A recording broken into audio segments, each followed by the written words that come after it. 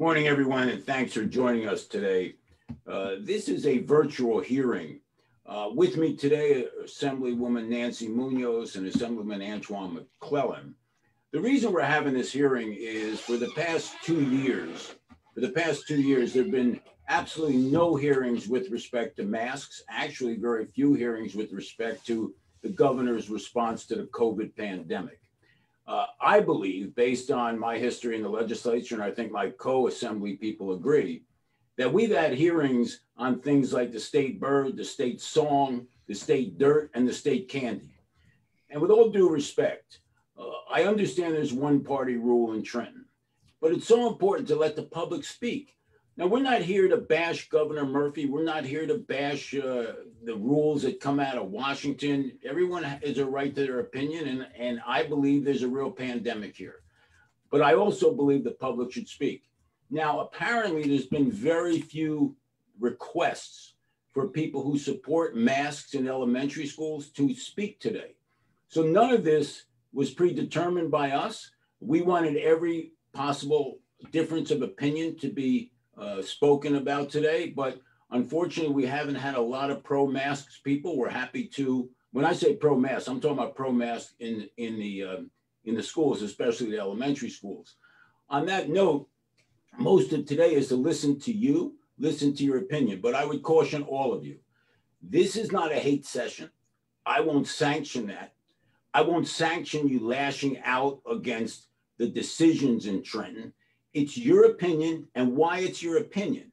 And if we do that, I believe even the Democrats and the majority in the legislature and the governor will hear us. But if this is a session simply to gripe about what's happened, I don't think that's helpful. On that note, I'll turn it over to the conference leader for some brief statements, the Honorable Nancy Munoz at a summit. Thank you, John. Thank you, Assemblyman Bramnick. I joined John today because I think this is an important issue for the public to get a chance to have their views heard.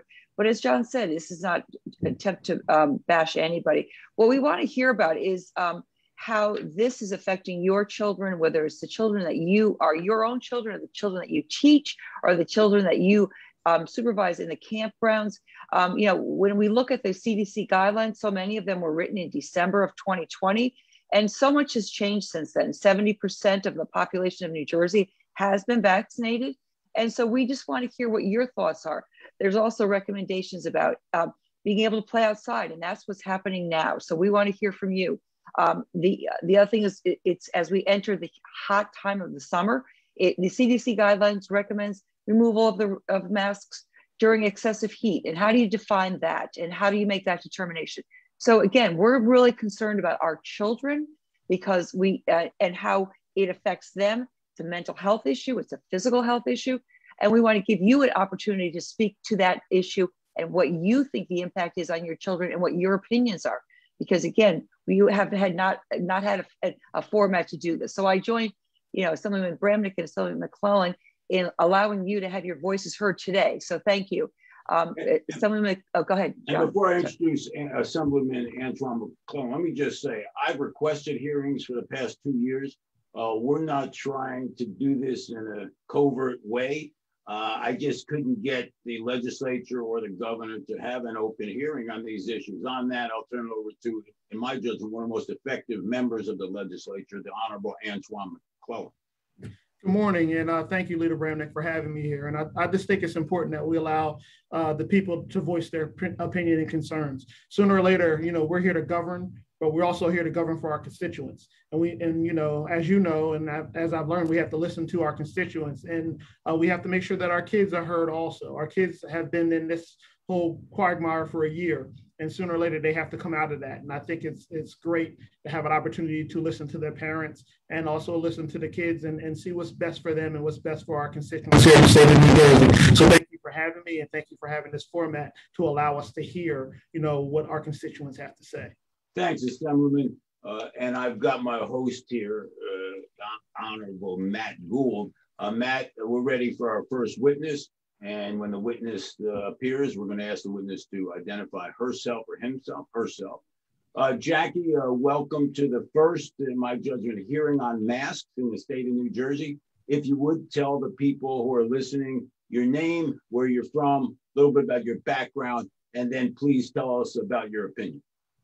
Great. Thank you so much, Assemblyman Bramnick, for having me here today. I really do appreciate you finally letting us be heard. My name is Jacqueline Tobacco. I am here as a parent, and I'm also here as a member of the Board of Education of Middletown. However, my views, I don't speak for the entire board today, but I would like to give you both perspectives. I have been fighting this mask mandate since it was brought down. I do have a son with special needs, and it was very, very difficult for him to wear the mask in public before school even started this summer. And I personally fought this with my school district. It has been extremely debilitating to him to have to wear a mask in general. And then in school setting, he had been having anxiety attacks and high blood pressure and not able to concentrate in school at all. And so we were able to thankfully retain an attorney, and with a letter from his doctor, we were able to remove the mask from him since September. And he has been in school since September without the mask. However, I will tell you that it was extremely difficult to obtain a mask exemption. We were put through the ringer on that, and it was just a very, very difficult, lengthy process where we were really pushed back by the district. And this was prior to me becoming a member of the Board of Education. This was just me as a parent. Well, let me ask you a question on that, because your son has special needs. What was the standard that your attorney or the decider of fact or trier of fact had to find in order to have an exemption to the mask? And now we're talking to those parents who have children with special needs. What standard do you have to reach that was actually supported by your doctor? So it was very, very difficult. And I have to say that I had to disclose things about his medical condition that I would have probably preferred not to disclose. I understand, but the standard was because it had to be a medical necessity. Is that had to be a medical necessity? These other issues are important, don't get me wrong, but if we keep it simple, then someone who has a child with special needs, and we need to know what the threshold is in order to remove the mask. Yes, well, the threshold has been, in our district particularly, has been you needed medical documentation. The doctors have been very unwilling to write notes, however. So in my case, my son actually had to experience anxiety attacks while in school, and they had to be noted by the nurses. I then had to obtain a doctor's note from his psychiatrist, and an attorney had to represent me. So it was a very costly process. So it's your opinion that the threshold is very high, requiring medical certifications, medical affidavits, medical notes, very high, in order to remove the mask. So just for the people who are listening, that's a fairly significant standard. Just by getting the doctor's note, that wasn't enough for the board or superintendent to lift the mask requirement. Fair? It wasn't. They also wanted their own district doctor to review my doctor's recommendations. And that's where the lawyers came in, because it was a very difficult process. And I will also say, just for clarification's sake, my son's special needs were not necessarily the reason or the underlying reason why he had so many issues with the mask. It was really a breathing issue and an anxiety issue. So you believe that standard that you had to meet is a standard for everyone, regardless of special needs or not, requiring this significant medical testimony per se. Correct. In order, now you're on the Board of Education now. I am. What is your understanding of what your discretion is, or your board's discretion, with respect to taking masks off? What is your understanding as a member of a Board of Education of when you or a school can change its mind? So presently, our board, our superintendent has removed the mask mandate from our schools currently in Middletown. So as of just a few days ago, we are maskless in school, thankfully. And do you understand that a board or a superintendent can do that without any prior approvals of the state of New Jersey, correct? Well, we waited until Governor Murphy had made the statement. So but presently, so Antoine or Nancy, it appears, just so the public has an understanding, it appears now that local people who petition or are successful in speaking to their boards, based on what Jackie's telling us, the local boards can make that decision. And I'd ask Antoine, Nancy, is that also your understanding or your reading of the latest edict from the governor?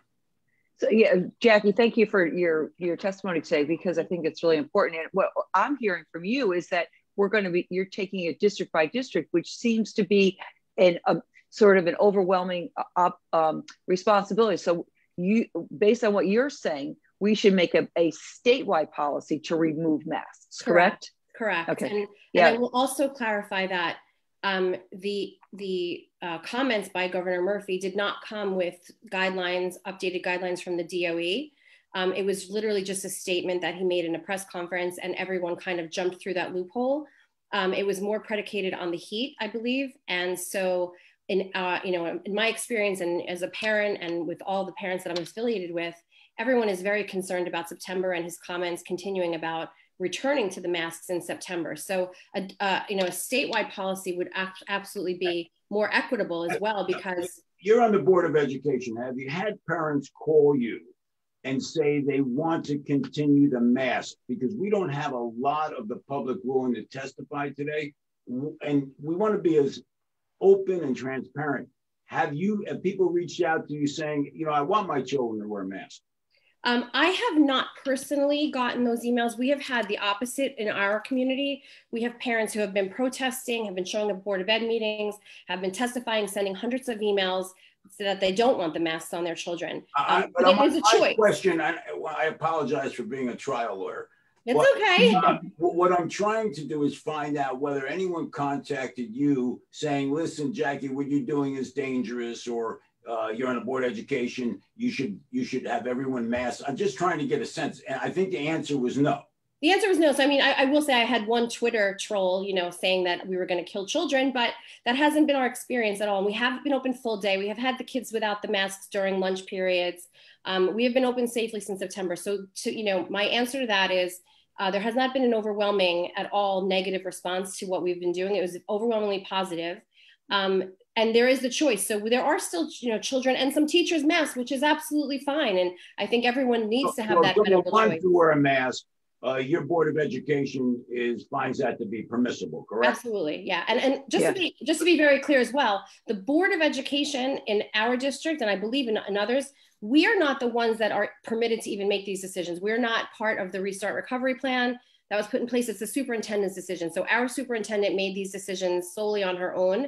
Yeah, I'm assuming that if there's unanimous position of the Board of Education, it's likely that your superintendent probably goes along.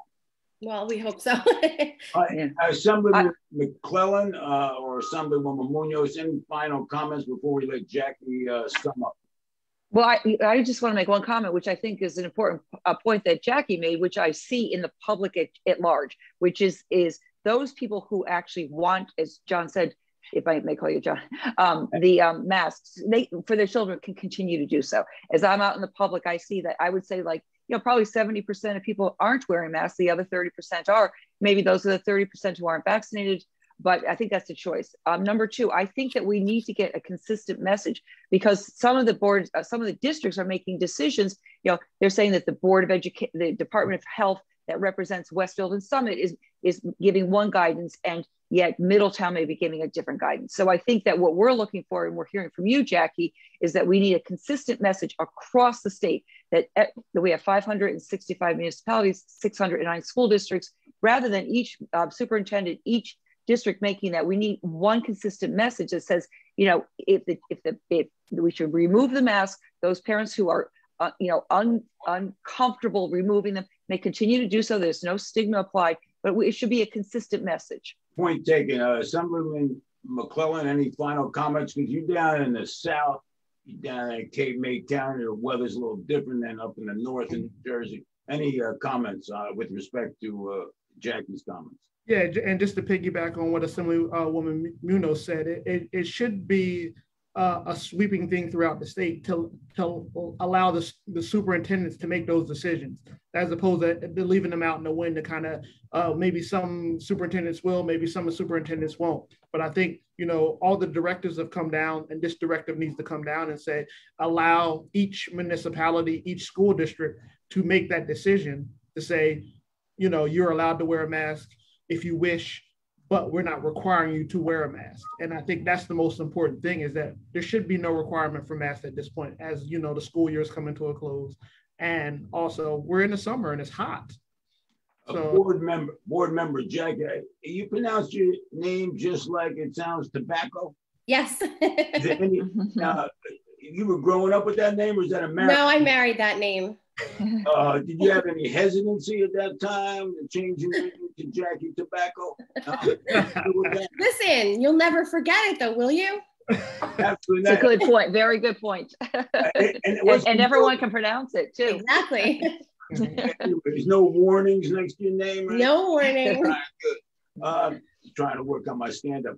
Yeah, I love it. You've been very helpful. Anything else you'd like to tell the governor? Tell him. Yeah, I mean, I would love to just really reinforce that we also have to, go back to data. And I think, he always kept saying data determines decisions and dates, and we've kind of lost sight of that. So right now, there really is no data that's either proving that we don't have the intense community transmission that we maybe once had.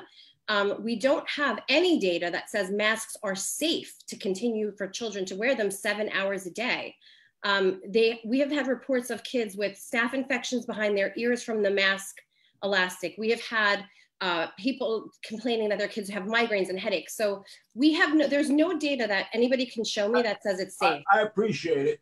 Anything else before we allow the next group? We have a few dozen people going to testify. Anything else? Otherwise, we'll just thank you for I thought you did a great job, Jackie. Thank you. Thank you so much, everyone. I really do appreciate it. Thank you. Thank you. We don't know who's next because the host, there we go. Good morning. Can you hear me? It looks like Christina, correct? Yes. Christina, would you tell us a little about yourself? It would be helpful generally where you're from. You don't have to give us any home addresses. Looks like you got a lot of sunlight in your house. That's good. Sunlight's good, I guess. Good. Yeah. Thomas has a few questions. Tell us who you are, a little bit about who you are. Okay. Do you want me to go ahead then and give my full testimony, or just? Well, no, tell us. I think the public like know who you are. Yeah. Okay. I am my name's Christina Walls, and I'm from Cape May County, and I am a mom of 4. And that's really it. I stay home with my kids. I'm a physical therapist, but I stay home with my kids to homeschool them and raise them. And you are deemed to be an expert by the court. My wife, when she was home, used to say, I run a small company, transportation, psychology. That's right. I run a restaurant. So no, we understand the overwhelming responsibilities you have. Can you tell us a little bit about how these masks, one, have affected your children? And what would you tell the governor or the members of the legislature who have not joined us today as to your position? Okay. Well, I've prepared something, if that's Please. Okay to read it. That'd be great. Perfect. Thank you.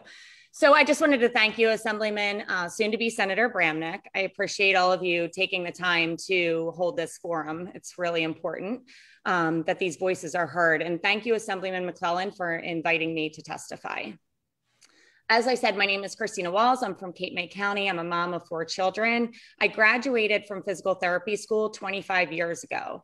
During my 5-year program, I studied anatomy, physiology, child developmental psychology, physics, and chemistry, to name a few. I remember being in complete awe of God's perfect design. Hey, just 1 minute, okay? You know, Johnny Carson's show, and every show they said, never follow a pet, okay? Now, what's your dog's name? Because that's what everybody's looking at. And the it's my dog. He's playing with a ball by himself. And that's a tennis ball. Okay, good. All right, what's the dog's name again? Barkley. Okay, good luck having anyone listen to you. Continue. Thanks, Barkley. He said. Barkley doesn't have a mask on. No, he doesn't. So, just kidding, Governor Murphy. Sorry. Okay. All right. No, I'm not playing with you right now, baby. Okay. And maybe in Trenton, we should. Am I muted for some reason? Looks like I'm muted. No, you're not muted. In Trenton, maybe you should be able to bring a pet. Because testimony is boring. Yeah. It's not boring. I'm sorry. Go ahead. I'm sorry. He'd be happy to join us. I'm sorry. Christina and Barkley, continue. So in school, I especially loved my psychology class and let me back up. So in school, I remember being in complete awe of God's perfect design, how our every artery, vein, muscle, nerve, bone, and organ, every system in our body, including our immune system, work together in a concerted fashion with our brain to make our body operate. How our heartbeat happens without us having to do a thing, or how we take a breath of air without even having to think. How God so perfectly designed our lungs to inhale oxygen and exhale carbon dioxide, all with a purpose. He didn't miss a thing. In school, I especially loved my psychology class and was fascinated to learn how a child develops. I have always had a special place in my heart for children. Today, I'm speaking out because of that love for children, my basic understanding of psychology, and how the body was designed to function. When we first began masking children, my first concern went far beyond the obvious concern of rebreathing the CO2 that is considered waste, or the possibilities of skin or lung infections. My concern for children went immediately to the psychological impact that this act will have on our children in both the short and long term. My concern went immediately to the fear that we were instilling in our children. Fear to be within 6 feet of a friend, fear of being sick, fear to breathe the very air that God gave us to breathe. I started wondering what these children would look like as teenagers, as adults, what phobias they may develop, what social inadequacies would exist, what emotional damage would become something that could not be undone. Children wear their masks because this is what we are training them to do. But what we don't see now is what we won't know until they are older. Children may be pliable with the ability to be molded, but that doesn't change the way in which they were carefully created with specific physiological, anatomical, and socio-psychological needs that do not vary based on what town, state, or country you live in or what school you attend. From the time of infancy, children need connection in order to thrive. When this connection is disrupted, anxiety and stress occur. Children need to see facial expressions in order to evaluate a situation, learn language, and connect. In a British medical journal publication that I found, Dr. Carla Peters states that face masks prevent the mirroring of facial expressions, a process that facilitates empathetic connections and trust between pupils and teachers. This potentially leads to a significant increase in socio-psychological stress. During childhood and puberty, the brain undergoes sexual and mental maturation through hormonal epigenetic reprogramming. Several studies show that long-term exposure to socio-psychological stress leaves neuroepigenetic scars that are difficult to cure in young people and often escalate into mental behavioral problems and a weakened immune system, which you would think would be the last thing we would want to have happen. Face masking can provoke an increase in stress hormones with a negative impact on immune resilience in the long term. Another study by the CDC concludes that in young adults, ages 18 to 24 years, the level of anxiety and depression has increased by 63% since the corona crisis. A quarter of them think about suicide. As a result, the use of antidepressants has increased by 25%. Several researchers have shown a relationship between the increase in stress experiences and the risk of upper respiratory tract infections and mortality. According to Dr. Aaron Weiner, PhD, a board-certified and licensed clinical psychologist, the psychological aspect of masks we need to be most worried about for our children is that they internalize the idea that the world outside and the people living in it are inherently dangerous. This perspective can lead to long-lasting anxiety disorders and difficulty with our ability to function socially after guidelines are relaxed. A German study involving over 25,000 children reveals that major negative impacts on the physical, psychological, and behavioral health of children may be far more widespread than reported in the media and by government officials, affecting approximately 68% and contributing to 24 distinct health complaints, according to parent-submitted observations. Aside from the highly variable protective effects, World Health Organization mentions several negative aspects of frequent or long-term use of face masks. Many people report claustrophobic experiences, which I myself experience. I want to start panicking when my mouth is covered, and difficulty getting sufficient oxygen due to the increased resistance of inhaling and exhaling. This can lead to an increased heart rate, nausea, dizziness, and headaches, and several other symptoms. Personally, I'm hearing many of these same complaints from parents about their own children in my community. The World Health Organization has an extensive list of interim guidance on proper mask wearing. The following 2 guidelines I found to be most profound in relation to children. Number 1, avoid touching the mask while wearing it. If the mask is accidentally touched, perform hand hygiene. Can you imagine children of any age having the ability to wear their mask all day long without touching it? Or can you imagine what a classroom would look like if hand hygiene was followed every single time this happened for every single student? Replace the mask, this is number 2, replace the mask as soon as it becomes damp with a new clean dry mask, then perform hand hygiene immediately after discarding a mask. So if you have ever worn a mask, you know that it does in fact become moist.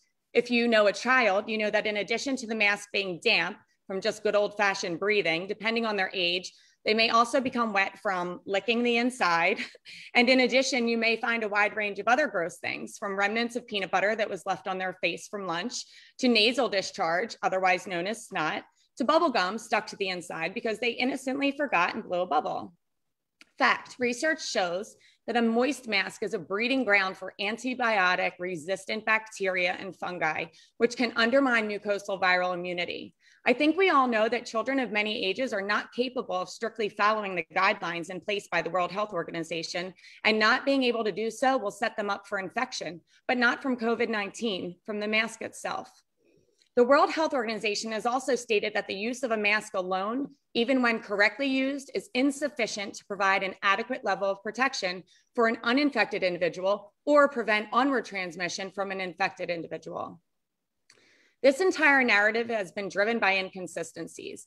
As my 9-year-old daughter pointed out, the fact that you can go into a restaurant and take your mask off when you sit down to eat, or more recently, our governor saying you are able to take it off in extreme heat, is all the proof you need about the transmission of this virus. How is a group of people sitting at a table in a restaurant different than a group of children sitting in a classroom? Continuing to mask our children is a huge risk, which could lead to irreparable damage, far greater than your wildest imagination. We may not have extensive or long-term data on the ramifications of the current measures being forced upon our youth, but we do have data and research on the normal development needs of a child. Mask wearing thwarts these fundamental and non-negotiable needs that children have to grow into mentally stable and healthy adults. What is happening right now in our schools is an experiment. This should not be an experiment that any adult would want to see unfold. We need to be bold and unmask our children. Children are carrying the burden of public figures, state and federal agencies, and certain politicians who seem to be figuring things out as they go. Children aged 0 to 19 years who have a 99.997% recovery rate from this virus. Children who have been targeted and who have been labeled asymptomatic carriers from the beginning, only to have World Health Organization and Dr. Fauci himself admit that transmission rarely occurs from someone who is asymptomatic. Those who are not basing decisions on true health science, but on political science with haphazard policies that change regularly, often lack logic, common sense, and which fail to use scientific research or the lack thereof as a basis, are placing the burden of harm on our innocent and undeserving children. We need to put the psychological and physical health of our children first and foremost. They are not pawns in a chess game. They are not to be at the heart of an agenda. They have biological needs that require pure oxygen, and they have a God-given right to breathe. Thank you so much. Wow. You know what was, I don't know how many psychology courses you took. I only took one, so don't ask me any questions. Well, let me just tell you, to cite facts and to speak in such a astute way, this is why we have a hearing like this. To hear from people who did their homework, did the research, and simply want to be heard. All I can tell you is, that's just incredible work, and we're very proud. I'll turn it over to the Assemblyman McClellan because he represents you. Thank you so much. Wow. Ms. Walsh, thank you very much, and it's been a pleasure to talk to you and learn from you and gather information. How are your kids doing now with dealing with this? And Barkley. Barkley. Somebody's over the Walls house. I think he's barking at my husband, which is funny, but yeah, my kids, thank you for asking. My kids are doing okay, but I also came from a place of trying to protect them because, like I said, the psychological aspect was my main and first concern. And I refused to let that affect them in that way. So I immediately went into protection mode, and I made sure they were still socializing with the neighborhood kids, and which obviously they were outside playing without masks, without being fearful of being 6 feet apart. And we really didn't go anywhere that required masking. I homeschooled them the entire school year. I pulled them out of public school at the end of last year, and for multiple reasons, not just the masking, but even with me protecting them, I saw my 6-year-old, you know, we went to an art class, you know, every Friday we would go to this art studio, and they would have to wear a mask to walk in, but then they could take the mask off once they got in. And he would get in, and I gave him one, you know, around the neck. He could just pull it up and then pull it down and whatever. And he would refused to pull it down once we got in because he said he was afraid of getting sick from coronavirus. And I had to explain to him, you have an immune system. God gave you this immune system. You don't need to put something over your face. Everything in your body, you have everything you need within your body to protect you from this virus. And so that, and that was like him being affected. I can't imagine if he went to school every single day and was having this play over in his head of being fearful and afraid and stay away from your friends and you can't go anywhere without your face being covered. That was his interpretation, and that wasn't me demonstrating fear at home, and he still was affected. Well, you've done a terrific job. I want to alert you that Barkley took a sock and he's heading north. Oh, that's his baby. Okay. The reason is we have a few other people in the waiting room, but I have to tell you, this is not the last hearing we're going to have if we don't see some changes. Barkley want to say goodbye. Nancy, well, can I just make a, can I just have, make a couple of very quick comments? And thank you, Christina, because I think that there's a couple of points that you made that are really important, which are, number one, it's they have instilled this fear in the children. And the children, as you said, it's 99.997% likely that if they contract it, that they will survive. And this is a virus that has not, very fortunately, has not killed the children. I think the other thing that's really important here is that the wearing of the masks has, the children are, like you said, of your 6-year-old, he's afraid. They've been, for a full year, they've been told that if they go out without a mask, that something terrible is going to happen to them, their parents, or their grandparents. Yes. And so even as we move toward unmasking of the adults, the children are still hearing that message, and that's important. And the other part is about the normal development of a child. It goes not just into the K through 12, but it goes before that. As you said, I have a 2-year-old granddaughter. The language development is so behind, and I've seen it not with her, but with all of the 2-year-olds, because when they're, whether they're with their parents, but a lot of the parents are working and the nannies, they can't see, you learn to make words by watching mouths. Absolutely. And so it's not just emotion, but it's language development. So the long-term effects on their development, on their fear, and also finally, the fact that you talk about wearing it properly, adults can't wear it properly. Right. They don't understand that wearing it like this, your nose is connected to your mouth. So how do we expect a 5-year-old to wear it properly when we can't, when we don't have adults that can wear it properly? So right. I think these are really issues that we must tackle about the development, and about also, we have to make a point about some people have an acquired immunity. We vaccinate 70%, but some people have an underlying inherited acquired immunity of their own. So we have to take all these factors into consideration. So thank you, because I think that how it's going to affect our children in the next decade is critically important, and that's going to have repercussions for all of our children. Absolutely. Thank you, Assemblywoman. Thank you. Since we have some people in the waiting room, once again, Christina, so really appreciate it. Barkley, have a good day. Thank you so much. Have a great day. Bye.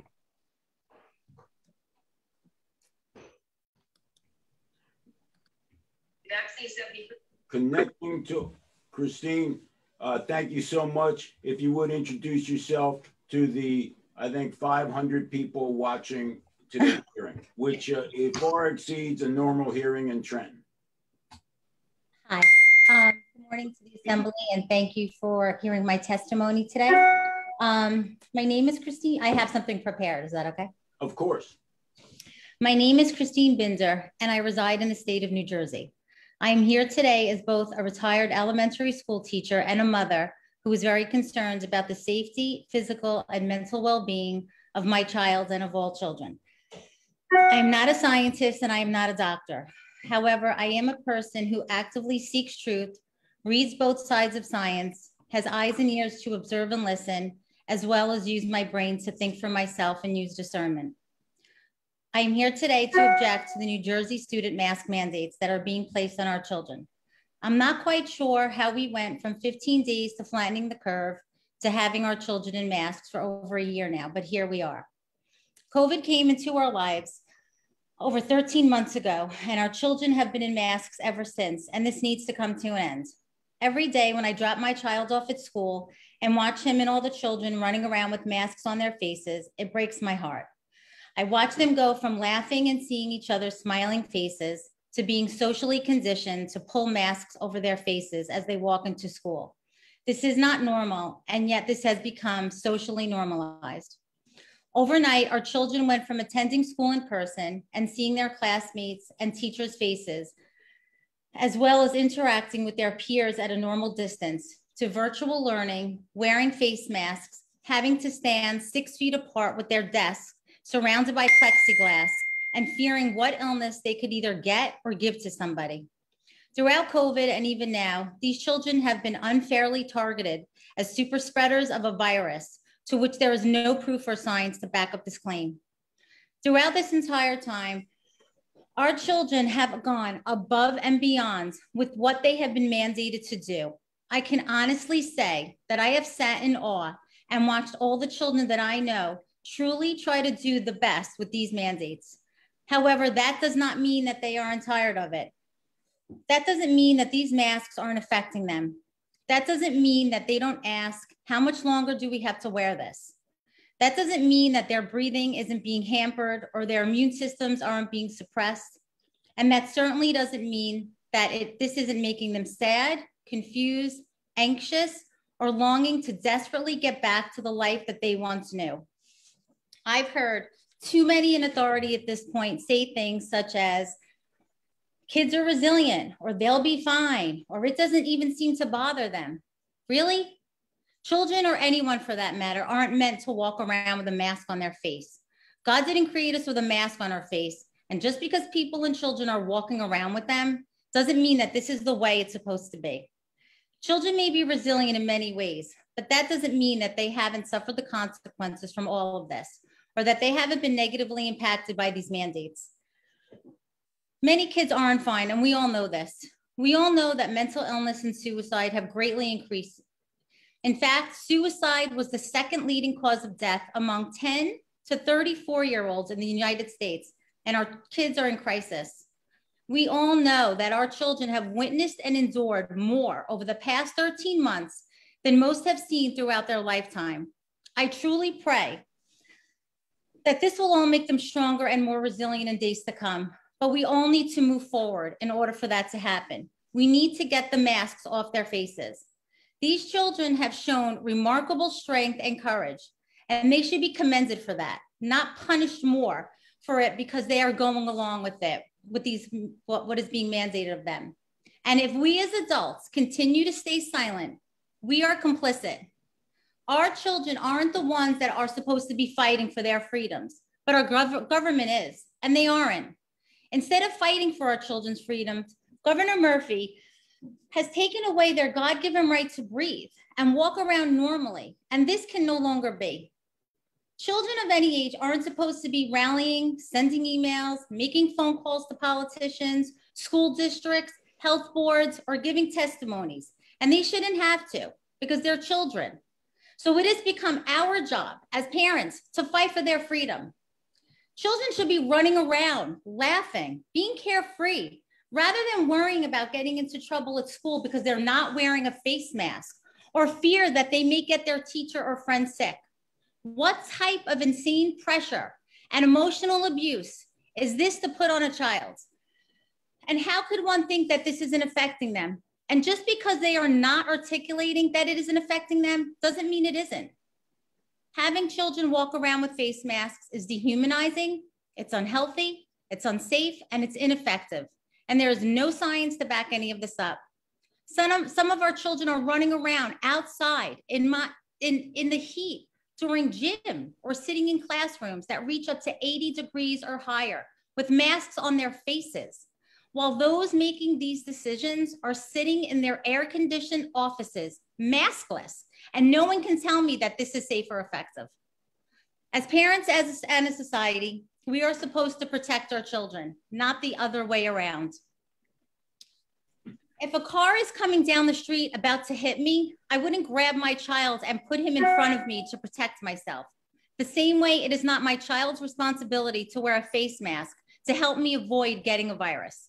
The weight of that burden is unfair, as well as it is physically and mentally damaging. What has happened to our society is no doubt a shame, but continuing to have our children muzzled up like mummies is even more shameful, criminal, and abusive. However, if there are parents out there that still want this mandate for their children, well, then that is their choice. But I, as well as many as other parents, do not. And it is our constitutional right to decide what we want or don't want on our children's faces. In closing, most states, if not nearly all, have resumed back to normal, including the lifting of mask mandates for both adults and students. So why? Why is Governor Murphy and those in charge of making these decisions still placing these mandates on our children? And now saying that this may very well be the case in the fall as well? COVID numbers are at an all-time low in New Jersey, and our country is on the mend. So it is time to stop politicizing our children and time to start allowing them to breathe freely and return back to school normally without having to wear these unhealthy, disgusting, toxic, bacteria-ridden masks on their faces. Thank you. Thank you, Christine. You can hear the frustration of Christine, and that's why it's so important that the legislature hold hearings with both sides of the aisle listening and the governor. On that, I'll turn it over to Assemblywoman Munoz or Assemblyman McClellan with the understanding that we have many people in the waiting room. Yeah. So if you'd like to add or have a question. Just quickly about, I think that each parent has expressed the frustration and also stressed the effect it's having on their mental illness. I think we cannot let that part of the development of a child go by. You know, this has been about the physical transmission of the virus, which we have now, as Christine just said, got under control. So we must address the mental health issues as well. So I think that what we're hearing from the parents today is this overwhelming frustration that this is affecting the mental health of the children of the state who are not known as super spreaders, who are not susceptible to the lethality of the disease. So let's be reasonable on our policies. So thank you, Christine. Thank you. Assemblyman? I just want to say thank you, Ms. Bender. Thank you for your time. I greatly appreciate it, and we're definitely listening and trying to make sure that we make sure everybody else listens also. I appreciate that. Thank you so much. Thank you.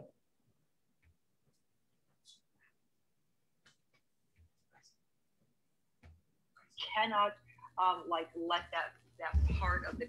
Okay, here we go. Hi, would you? Hi. I see it says NIK, so I want to make sure that's your name. Nick, yeah, Nick. Mm-hmm. And where are you from? I'm from Medford, New Jersey. Great. Well, thanks for appearing today. Please tell us, your position on masks, what you think should be done, and hopefully everyone in Trenton will listen. Oh, yes, hopefully. So I do have two figures here. I don't know if I can screen share, but I did print them out. So I can hold them up to my screen. Sure. As long as they're G-rated, we can look at them. They are absolutely G-rated. So I wanted to tell you, thank you so much for having me here. I really appreciate it. I'm a medical biostatistician with 25 years of experience in phase 1, 2, and 3 clinical trials. Just tell us what a biostatistician? Biostatistician. Right. So what I do is I analyze the medical data. That's what I do. So I perform the analysis. I I conduct experiments. So when you have a clinical trial, the first person you call is a biostatistician because you want to get a sample size for your trial. That's me. I help you design a trial properly. I help you collect all of the information that you need to collect. I analyze the data. I write up the results. I interpret the results. I review your conclusion, and then you publish. I'm also published off. You sat next to me in math class at Plainfield High School. Yeah, I have actually a master's degree in mathematics. Great. So, okay. Yeah. So we'd love to see your findings. Right. So I think it's really important because you hear from a lot of doctors and you hear from a lot of other types of people, but I'm the one who's analyzing the data. Good. Talk to us. Okay. The first thing, I don't know if I can screen share or if it would be easier to, do you want me to screen share? Sure. The host, Matt Gould, said you can screen share. You should be able to. Okay. Do you see that now? I'm going to move me over so we don't see. I have a 3-screen situation here. Can you see it? Remember, break it down. We can see it. Okay, good. I will break it down for you. Simple terms for us, okay? So everybody understands it. I will absolutely do this for you. So first thing I want to explain is that pandemics are measured in deaths. They're not measured in cases. So if you keep on hearing about the cases in the pandemics, that doesn't matter. The only thing that matters is death. So here I've done, and it's excess death. It's not regular death, it's excess death. If you have too much death beyond the normal expected death, I mean, it's sad that people die, but that is the reality. And if you're beyond the expected death, what happens is that you're in a pandemic. So you can see here that I did a graph from 2015 to 2020. I took this off the New Jersey SHAD database, and I graphed them all on this graph for you, as you can see, and I've done it by month, by January, February, March, April, and you can see by April, and this is all the data from the SHAD. I took each month and I put it on this graph for several different years to show that we were absolutely in a terrifying pandemic by April. And everybody was in a panic.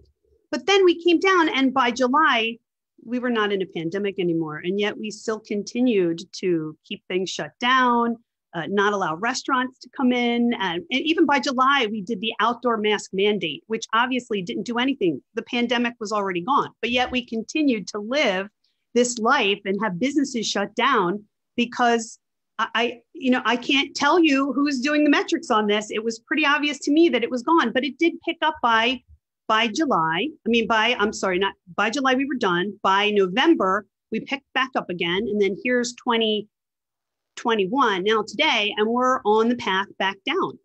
And, you have to realize that when you're talking about pandemics, the first wave is really, really hard. It hits everybody really hard. And what happens is that people build natural immunity and people die. So there's less people to be infected by the virus. So it comes down. And then because COVID is a seasonal virus, which was completely obvious by June, it will go away and then we'll come back again and in a second wave. And you see how the second wave is way less than half of the first wave. And now we have, beyond natural immunity, we have therapeutics that are now saving people's lives in hospitals. And we also have 3 vaccines. So as we're developing, your decrease in death is going to happen just because of the effect of people getting the virus through natural immunity, through vaccines, and through therapeutics. So I don't even expect a third wave to even happen in November. I mean, anything can happen. I'm not the great Karnak. I don't know exactly what's going to happen, but I can tell you that we're down to here and we're out of the woods and there's less people to be infected. And one of the most important things is that this disease does not affect all people equally. There are different populations. And if you're in the older population, you have a higher risk of death than in the lower, like an extreme risk of death. And so I took the New Jersey data of all the deaths throughout the pandemic. This is children, school-aged children from 5 to 18, those who go to school, from January 2020 to May 2021. And these are the deaths that happened within that time. And during that time, 3 children died. Though it's sad, there's multiple other things that you can die from that we don't try to control for. Homicides, the children were more likely to die of a homicide during this period by 11 times. We don't require them to wear Kevlar vests to school. Children were more likely to die of accidental injuries like drowning in a pool, riding on a bike and hitting their head, and getting in a car. And that was 27 times more than COVID. And we still let them get in a car when their risk of dying in a car accident is 1 in 7,500 in New Jersey. So their risk of dying in a car accident is much higher, and we don't prevent them from going in a car. This population is not affected by the disease. They have a near zero death rate, as stated by the CDC. Let me ask you a question, because sure, there's nobody here arguing for the so-called keeping the masks. Right. What about the risk of transferring from a child to, and I think Governor Murphy said it, to a grandparent in the household? Are they vaccinated? Who's unvaccinated? Yeah, exactly. Well, then they should get vaccinated. I'm not taking his position. Right. So, I didn't think you were. No, what I'm saying is that though children don't die from the disease, the question is they could transfer. And you believe the alternative is that is vaccination, correct? Right, but I don't know how much they transfer. What's his data on that? See, I like to hear numbers. No, I don't like to hear they do. I like to hear the number. I want to know the number. No, I just know if you had any data on. It's rare. Okay. It's rare. It's very rare for children to get the disease to anyone else. And in the schools, the only ones who were transferring the disease to other people were the teachers. Well, your point is well taken in terms of the risks to children, clear. Anything else globally as relating to masks and children that you'd like to speak to both the governor, the legislature, and to the public? Yes, I do. I just wanted to be clear, though, is that the intervention that's trying to happen with trying to figure out some way to prevent children from getting sick is unnecessary because they don't already get sick by the nature of this disease. So, when we started this entire pandemic, you had an emergency use for different types of therapies because we were in a panic and it was a very high death rate. So we had remdesivir, convalescent plasma, the 3 vaccines, and masks. Okay, emergency use is used to expand the patient population's choices of medications. Emergency use is not to be used for the government to force patients to use a product like masks. It's not for that. The FDA never recommended any of these things. And the CDC only made a recommendation as you should. They didn't say force your population to use this untested experimental product called masks. They did not do that. No one gave them authority to do this. This was their decision and no one recommended it. Here's what we're gonna do. We have to stay on the mask with children today, right? Right. And I understand, look, you're obviously incredibly well-read, you have the experience, but we're going to have other hearings. We have people in the waiting room. So once again, the conclusions are great. And Go ahead. You need to know that it's an experimental product and no one gave consent. You're forcing the schools you're doing something that's very unethical here. You're forcing children to use an experimental product that has no safety data in the population and no effectiveness data. And you're talking about the vaccine at this time. No, I'm talking about the mask. I'm not talking about the vaccine. No, I'm talking about the mask. That's an experimental product. It's experimental under emergency use. Just like the vaccine is, but the mask is experiment. It's an experiment that you're doing on kids right now without any oversight board, without anybody watching the adverse events in children, without any reporting to the public on how these masks are affecting kids. When people ask, well, what are the effects on kids? I don't know. You're the one conducting the experiment. You tell me. You're the one who's forcing the children to use this experimental product called masks. You tell me what the safety data is. There is no safety data. The last study that was done on the largest clinical trial, which is the clinical, I'm not talking about vaccines. This is all about masks. So therefore, you would ask the governor who's actually signed the order, or should I say, has signed this executive order, right? That you would say, where's the statistics based on true research with respect to masks and children, correct? Right, but the thing is that you didn't. They're doing this experiment on these masks in the schools, and the parents didn't sign a consent form for their children to agree to be part of this. And there's no data. The largest study that was done was in Denmark. It had 4,800 subjects in it, and those 48 subjects were randomized to mask, no mask. There was no difference in the disease rate between children, no mathematical difference, no statistical difference between the population that wore masks and the population that don't. The masks do not protect the wearer at all. You're forcing children to wear a mask that does not. Your point is very good and well taken. I just don't want to continue on that point with the people. You've made your point, and your point is there's no statistic to support the mask, and it's an experiment. Right, it's an experiment, but you know who's collecting the data? The nurses are. The nurses are collecting the data. All of the public school nurses have all of the safety data. We need to get them to start publishing these records of these adverse events that are happening. That's also a great point, and that's why we're having the hearing. That's yes. a brilliant point. What else? But who's collecting it? Like you have the data. Where is it? The public needs to see it. Absolutely. And who's responsible for the children wearing the masks properly? The teachers aren't trained to put them on their face and make sure that they're not wet, and then they change them frequently, and they wash their hands before they touch their face. No one's doing any of this. You're conducting this experiment in the schools. You don't have the right professionals putting the masks on the kids and making sure their use is properly, and you're not collecting their adverse events. This is not good for those kids. It's not good at all. And you'll hear about there's tons of side effects, migraines, headaches, that people complain about, impetigo, bacterial infections, nausea, and not to mention the mentally unhealthy side effects of anxiety and depression. Well, let's talk about that, because that's such a good point. I think the legislature, and I think the three members listening, should call upon, we should have school nurses testify before a committee as to what they've seen as a result of young children or even older children wearing masks. It's a really good point. Yes, and their parents too, because their parents are the ones taking them to the doctor's office, and the schools don't seem to offer any exemption. You have to fight for your exemption to get a mask off your child when your child has canker sores in their mouth from wearing the mask, and you can't.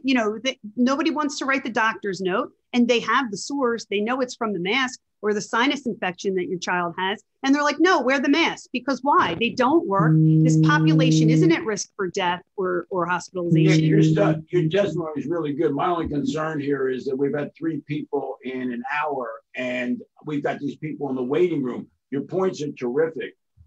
Is there any other broad global point you want to make? Because I think the points you've made are terrific.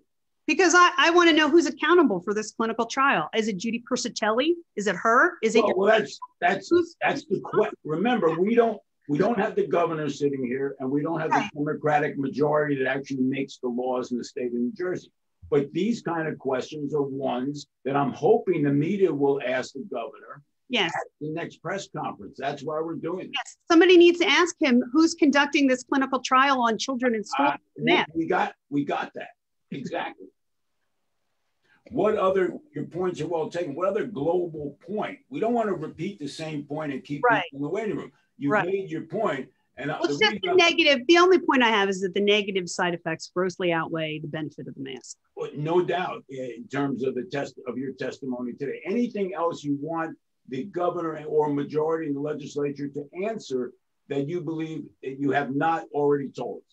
Well, they should also be accountable for the additional deaths that they caused for implementing their policies, because I have data to show that there are effects from the policies that they've implemented all along through this. And you have raised that issue, and I think that's been clear based on the statistics and the risk factor as well. Anything else you want to add? That's it. Well, I appreciate it. Assemblyman.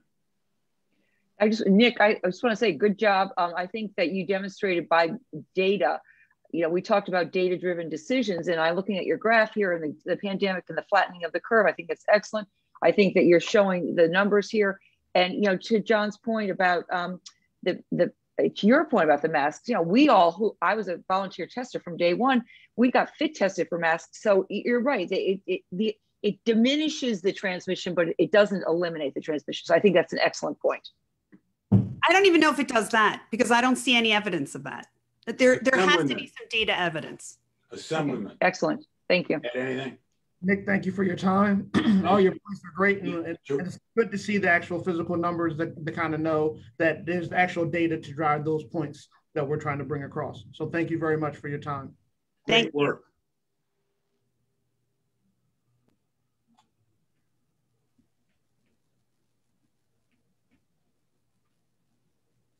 Okay. I still have to share a screen up. So. Oh, you might undo that? Oh, I think our host can do that. Right? I took a picture, so thank you. There we go. Oh, look at this. The Wiener Law Group. All right. Oh, wow. That's a corporate law office. Good morning. Good morning. Let's see if I can we see you. We see you. Unmute myself. What we have is the name of the law firm. I don't have I don't know why I can't see you. Okay. See, we hear you. Okay, well, that's all positive. Am I far away? I don't know why. Yes. It's okay. Okay. Just identify yourself because all right. Good. Well, good morning, John and everyone. It's Gwyneth Murray Nolan from Wiener Law Group. I don't know why I can't be seen. Oh, here we go. There I am. Perfect. Let me zoom in. Look at that. There we go. All right. Technology at its finest. This must be for the virtual trials. Okay. No. Yeah, I hope not. I don't want to do any of those. All right. Good morning. Thank you, John Bramnick, Nancy Munoz, and Antoine McClellan for having me this morning. I am a mother to two children, two sons in Cranford, New Jersey. My youngest is in kindergarten and entering first grade in the fall, and my oldest is in second grade, and he will be in third grade in the fall in Cranford. And I'm in a somewhat unique position because my youngest being in kindergarten, kindergarten's different than when we were all in kindergarten. In kindergarten now, children learn to read, or they're supposed to, which is, it's no longer just fun in kindergarten. Now it's very serious. And my oldest son has special needs. He is on the autism spectrum, and he has sensory processing disorder and ADHD. So this year brought multiple challenges for my household and my children. Because of the mask, my kindergartner did not learn to read the way he was supposed to. Phonics is critical to reading. And with my son's teacher's face covered up, he couldn't see the way to pronounce words. The SH sound, sh, the TR sound, truck. You have to see a face to be able to learn to read. And the children coming out of kindergarten are supposed to be at a D level reading. I don't know how long it's been since you all have had small children. But my son is at a B level reading, and talking to a lot of the parents of young kindergartners, this has been problematic across the board. I don't know how this has become a political issue. To me, mask wearing in school for children is an educational issue. It's strictly an educational issue. I don't know how children are supposed to learn these most basic things about school, like reading, like interacting with peers, with faces covered. My son not being able to see the shape of a teacher's mouth was critical this year. And for him being the youngest on the younger end, in kindergarten where real learning starts to take place, it deeply affected his ability. And I know there's been a lot of talk amongst parents and teachers and about this whole year or this whole 16 months being just a loss in some ways. And I don't mean that to criticize our teachers, because I firmly believe that Cranford has some of the hardest working teachers and the best teachers that I've ever come across. But I think that masking our teachers made it incredibly difficult for them to teach, and masking our kids made it incredibly difficult for them to learn this year.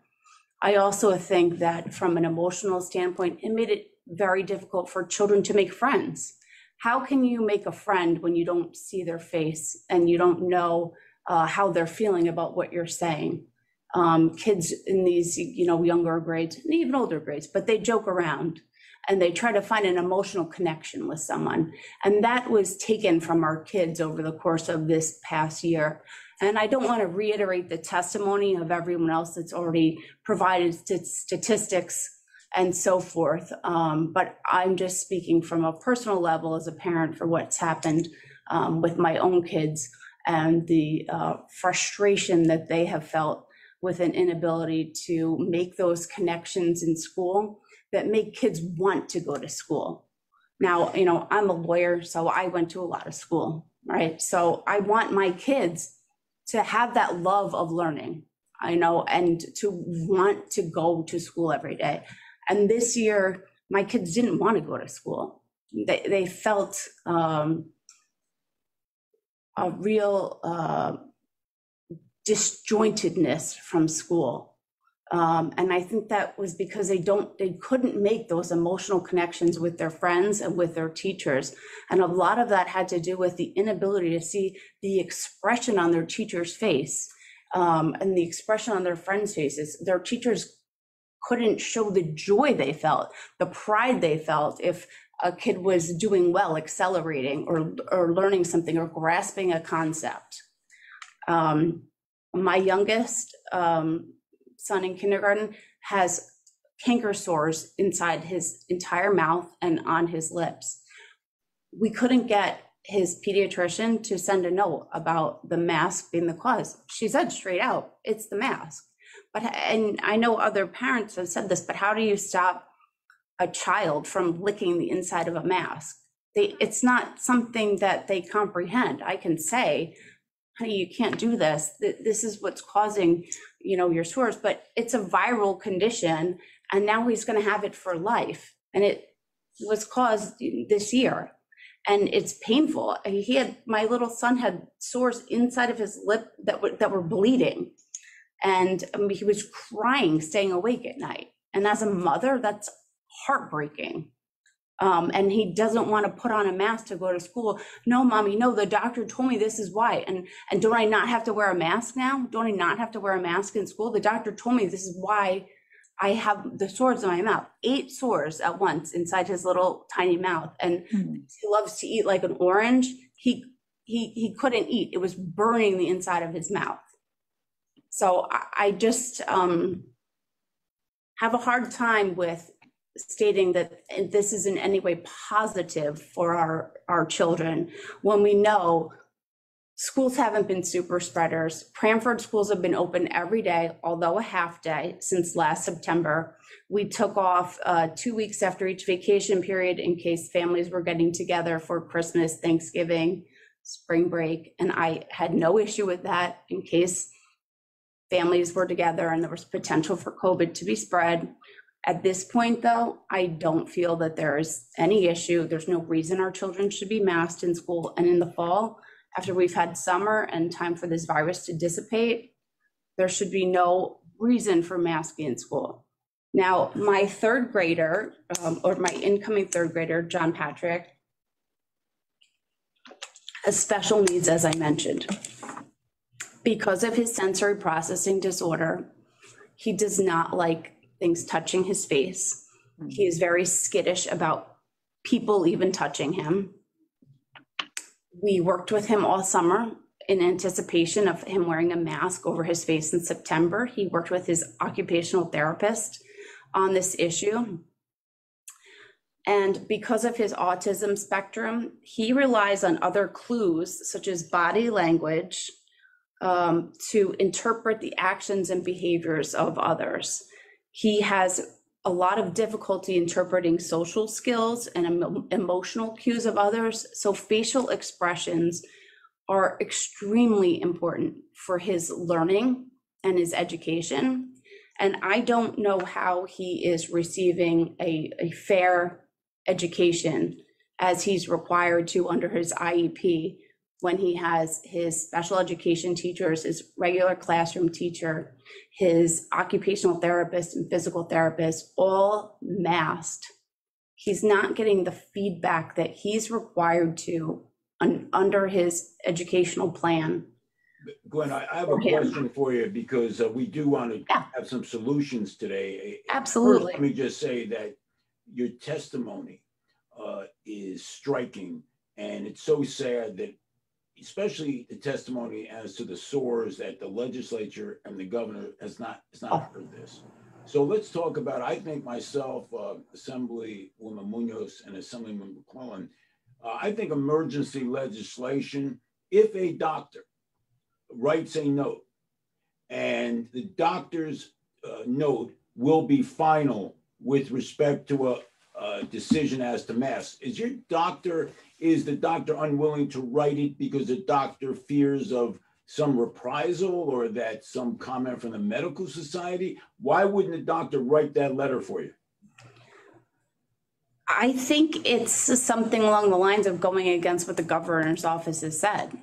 I mean, that's basically what our pediatrician's office told us, is that masks in school are mandatory and there's nothing that a note will do to overcome that. So I think, and I think we can agree that I think we should call upon the legislature, and I think it's only fair to allow experts such as doctors to issue a note, as long as this, especially since the governor's talking about continuing masks until September and next year. Crazy. I think that legislation, I think we need bipartisan legislation that a doctor's note is the final determination as to whether a child should wear a mask.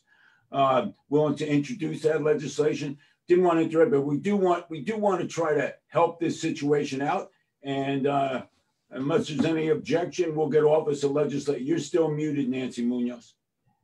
What I was going to say, John, and to you, Gwyneth, is that I think that some of the prescribers are afraid of a possible litigation.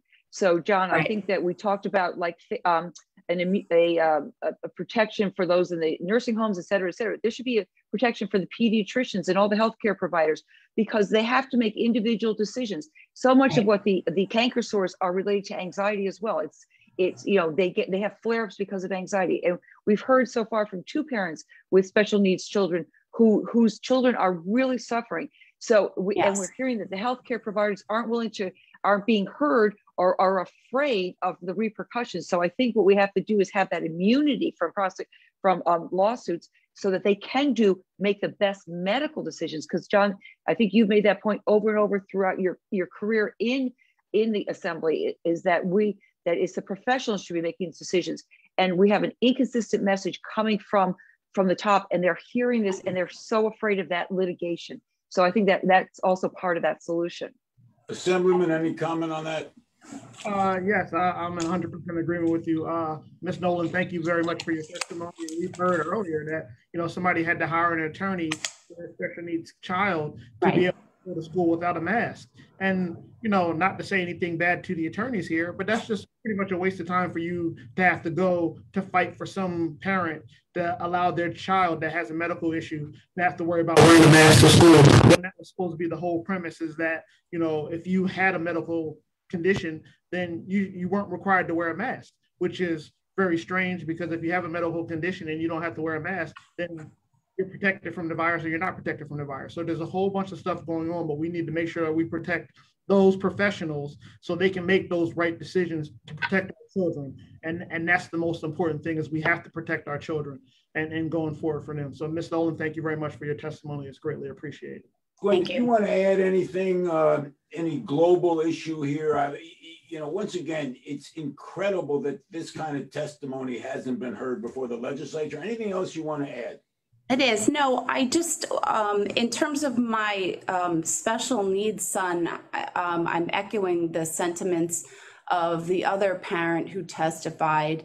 I know he has suffered from extreme irritability, which he already has as a result of his autism and his ADHD, but it's significantly worse. His sensory processing, he hates having he doesn't even like to be touched, put it that way. It's part of his issue, but having his face covered, it was a challenge to get to that point. It's a challenge to keep his face covered. And we tried to make it a point where he shouldn't need to have his face covered as part of his IEP, and it was rejected. So, but again, I think it's not about his special needs necessarily. It's an educational issue for me. It's about the fact that because of his disability, he requires facial expressions as part of his learning process. And I think that's all of our kids. But right. In particular, as you said, reading and language development. It's like, right. It's not just both. Thank you. Well, hopefully the governor will hear that and amend an executive order. Remember, right. We'd like to do it right now. Of course. We'd like to do it right now, but hopefully, because once again, we want the governor and others to hear what you have to say. And right. I deeply believe when they don't hear it, they don't react. And when they do hear it, I can hope they'll react. Anything else you want to add before we move on? No, I really appreciate this so much. Thank you so much, John, Nancy, Antoine. This is terrific. And it's really so greatly appreciated. Thank you for providing a platform for this. This is really wonderful. Thank you so much for your time and for all this, and for all the other parents that are testifying today. Thank you for coming forward and for helping to protect and educate our children. Hopefully we can help. Thanks so much. Great. Thanks so much. Thank you. Good morning. We're still in the morning. And if you want to tell us a little about yourself. Hey, so how are you? Sorry, let me just get. Sure. Okay. Sorry. Okay. Hi, good morning. My name is Donna, and I live in New Jersey. And I really appreciate and thank you to the Assembly for listening to my testimony. So I wrote something down. I have memories from my first day of pre-K. I clutched my mom's hand and shyly entered the classroom. It was full of art supplies, books, costumes, and reading areas. But most importantly, it was greeting me with my smiling teacher. She took my hand gently and reassured me that we're going to have so much fun learning together. When I became a mother, I couldn't wait to give my first son, Ari, the same magical experience. His first day of pre-K was met with vast difference. Utter chaos. Masked teachers, masked 4-year-olds, face shields, sterilized counters, in a word, fear. He was afraid. He cried. He could not read his teachers' faces. He couldn't see their smiles, and he couldn't feel their reassurance. My husband and I were horrified. We put on a brave face for him. We came home, we hugged, and we both shed a few tears for this experience.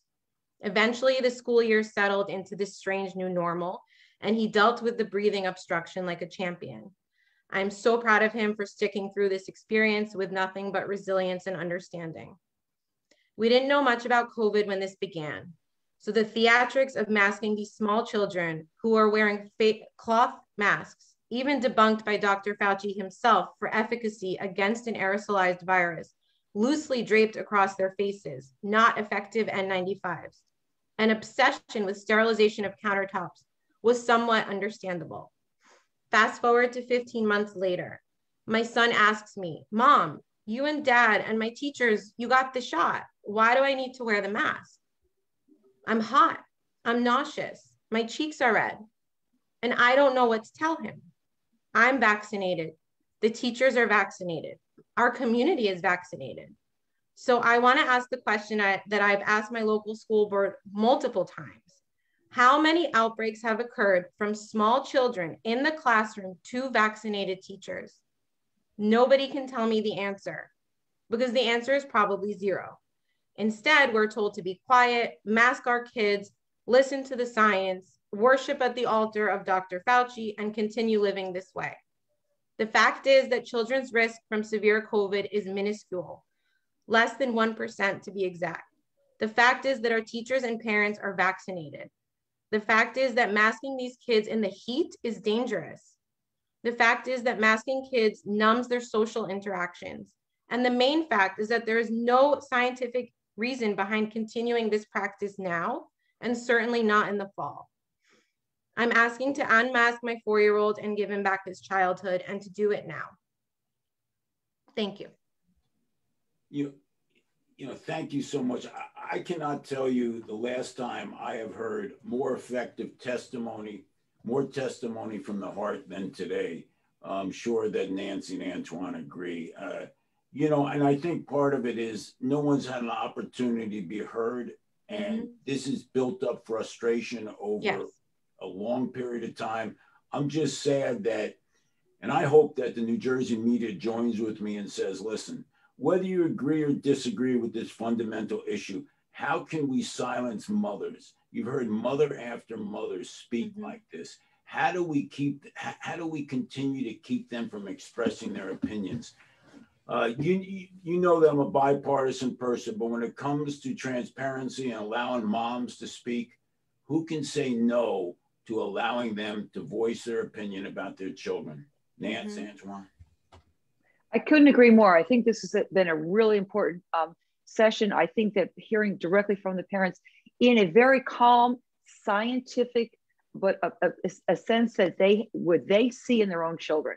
Again, we're talking about data, which we heard the data. We're talking about experiences. We're hearing about what's happening to their children. And I think that this is critically important. I think that it has to get down to this kind of information, because we're not hearing from the parents except for peripherally through, we might hear it on the radio where people are really angry, but I think this is very important. So thank you. Thank you. I can't tell you how many times we've asked our school board, our nurses, our superintendent, at least give us the data. And I think that that's what we keep hearing throughout this whole testimony and this whole meeting. Just explain, tell us how many outbreaks have occurred. For 1 week, we were allowed to unmask him outdoors for field day because of the extreme heat. So we asked, okay, did the threat go away for the week? Will it be back next week? It's completely arbitrary. It makes no sense. And my husband and I continue to just put this brave face on for our son, because we don't want to give him our opinion on masking, since he has to wear it all day, 6-7 hours a day. We just want answers. We're not inflammatory. We're not trying to bring emotion. It's a very simple scientific question, and they will not answer. The answer is they simply will send me to the New Jersey Health page, and this is what Murphy wants. And sorry, that's it. It's just kind of like, sorry, just kind of shut up and do what we tell you. And that's how we feel. And so many mothers feel this way. And many mothers are also almost afraid to come out and speak against the masking, because they feel that they will be judged for speaking against the science. We're just right. And I think your point is really important. Like, how excessive heat, does that decrease transmission? We don't know that. We're just, why, as the person's young daughter said, going into a restaurant and then you take off the mask. Exactly. How, that doesn't make any sense. So you're absolutely right. It's like the data doesn't jive with the decisions that are being made. No. Assemblyman? Yeah, right. We need to stop kicking the can down the road. And that's the problem is we don't have anybody that's making a forceful decision. So then the school boards and the superintendents are not making a decision because they're scared. And then that leaves the parents with no answers. So when you have elected officials or elected members to a school board, they're there to make a decision and not pass it off to somebody else. And that's the problem. We need to stop passing that decision off, whether it be to Dr. Fauci or some other doctor. We need to make the decision, and the decision should be to allow our parents to decide if their child should be masked or not. And that's also what the decision should be. So hopefully Ari is doing well and he can have a great and fruitful summer, and then he'll be able to be unmasked for his year as a first grader, as opposed to it was as a preschooler. So I hope so. We pray every day. So thank you. Just one comment, that is, I hope that Governor Murphy listens to the women who've spoken so far. And here's my me message. too. Nobody sounded crazy. Nobody sounded vicious. Nobody sounded they were anti-science. So let's be clear. These are moms that are concerned about their kids. They simply want the stats. They simply want straight answers. None of them been mean-spirited. And I hope the New Jersey media is also listening. And once again, I call upon the legislature, let a bipartisan hearing go forward. Listen to these moms. Thank you so much. Really appreciate your articulate testimony. Thank you. Appreciate it. Take care. Thank you.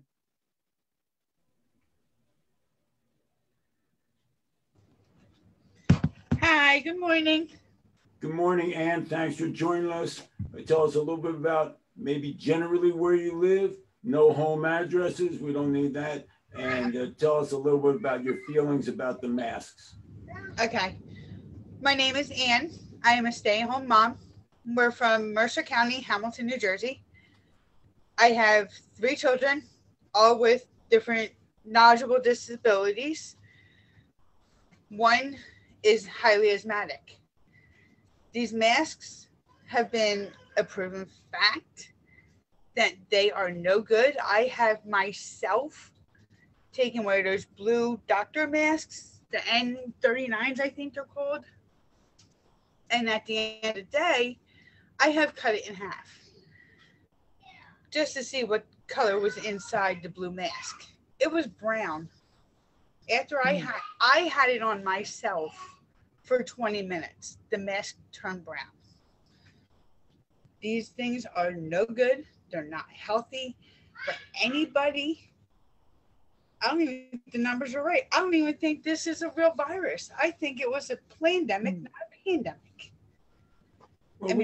Well, we're not going to get into whether people really got sick, which obviously people did. Let's stay with the masks in the schools if we could, because what we'll do is if we start to have comments off topic, what's going to happen is, I believe, people who are against what we're doing are going to take those comments as opposed to the comments related to children and masks in schools.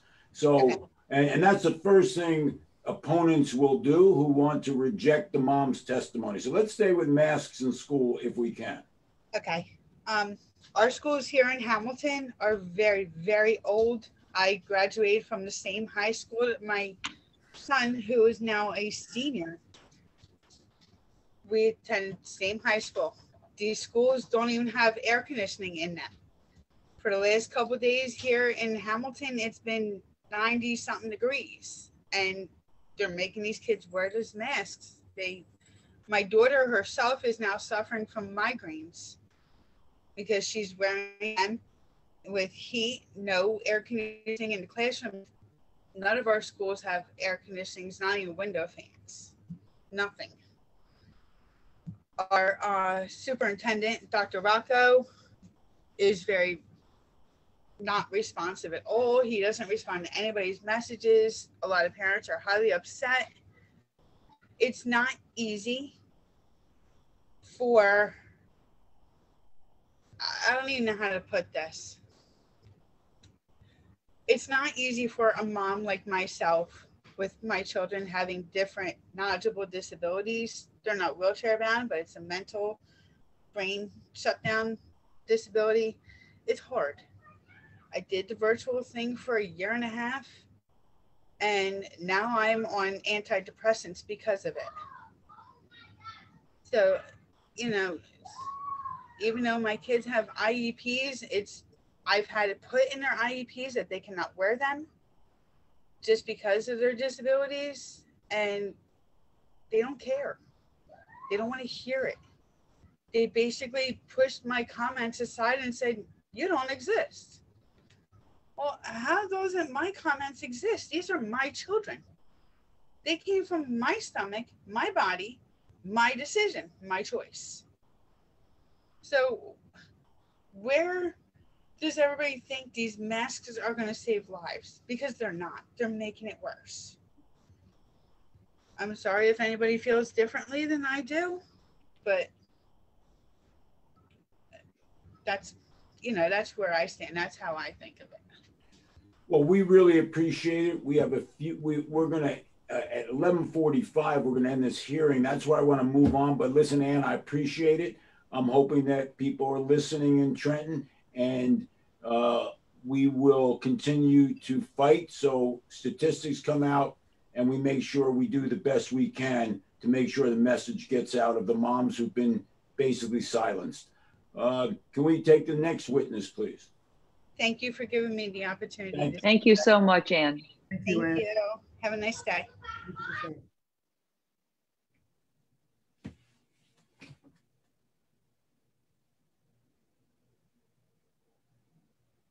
Can you hear me? We can.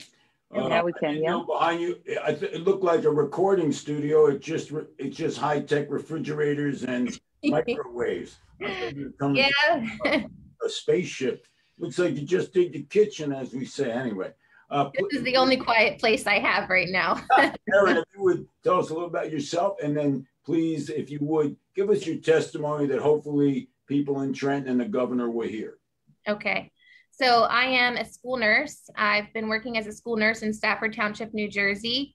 And I've witnessed a lot of harm to these children due to the masks on a multifactorial level. So I've seen these children being harmed emotionally, physically, and developmentally. I've treated them all year long, and this is a big problem. Children are not concerned with wearing a mask properly.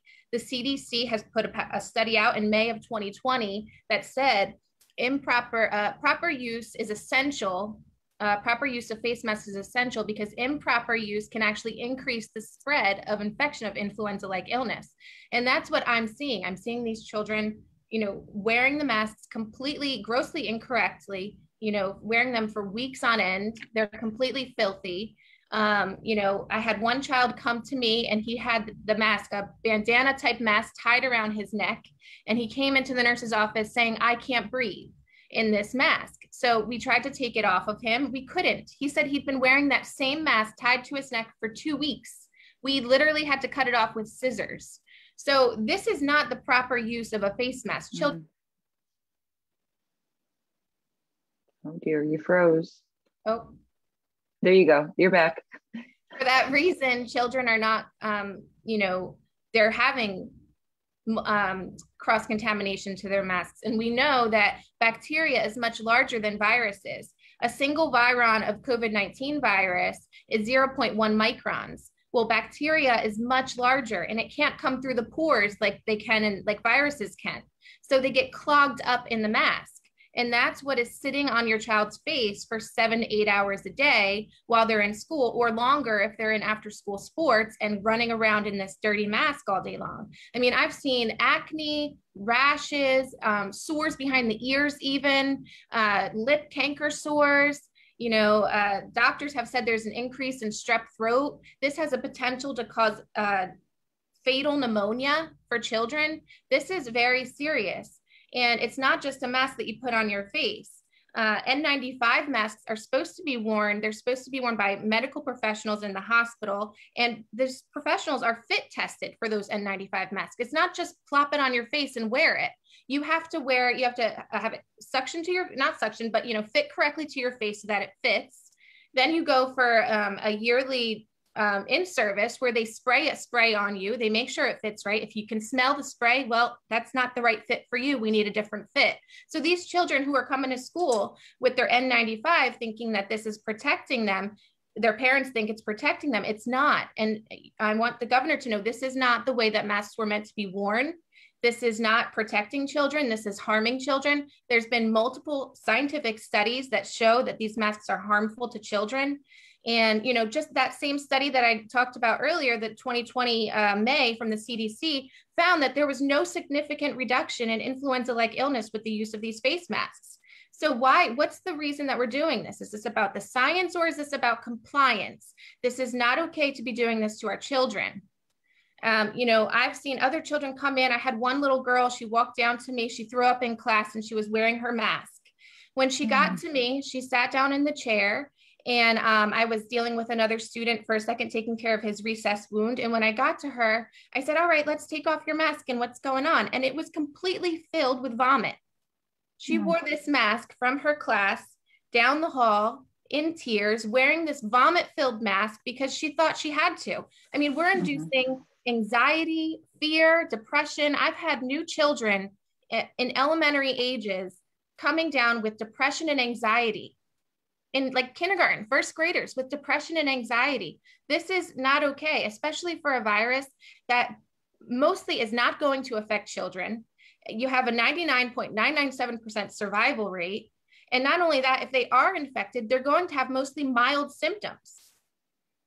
You were trained as a school nurse. Can you just tell us what educational background do you have that allowed you to be a school nurse? I'm a baccalaureate degree nurse. I went to school at William Patterson University. I graduated in 2009. I've worked in all different kinds of nursing settings. I've done pediatrics, labor and delivery. I've done med surg in the hospital. I've worked home care. I've done nursing management.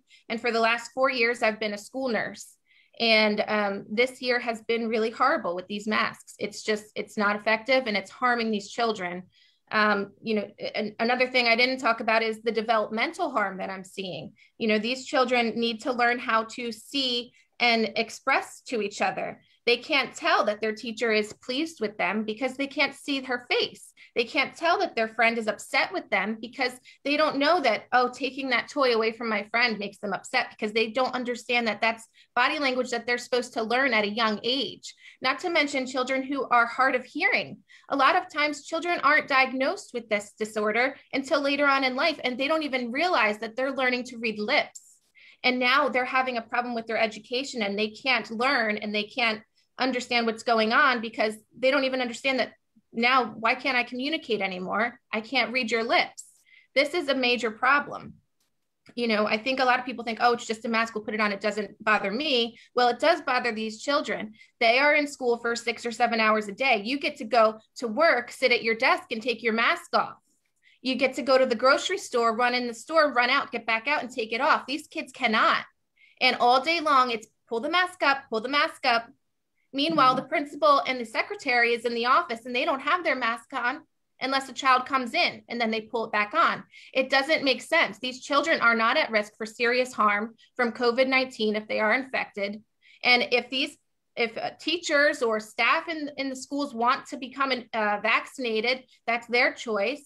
That should not be forced on children because they aren't affected by COVID-19. The risks from this vaccine, it's brand new and it shouldn't be forced on children. So that's another thing that we need to talk about going forward, because that should not be a condition to open schools in the fall or to take these masks off the children. Understood. Is there anything else you'd like to add? Any questions from Assemblywoman Munoz or Assemblyman McClellan? I think you make a really good point about the filth of the masks. I think I tried to get the message out early on to everybody I saw that masks should be treated like underwear, changed every day.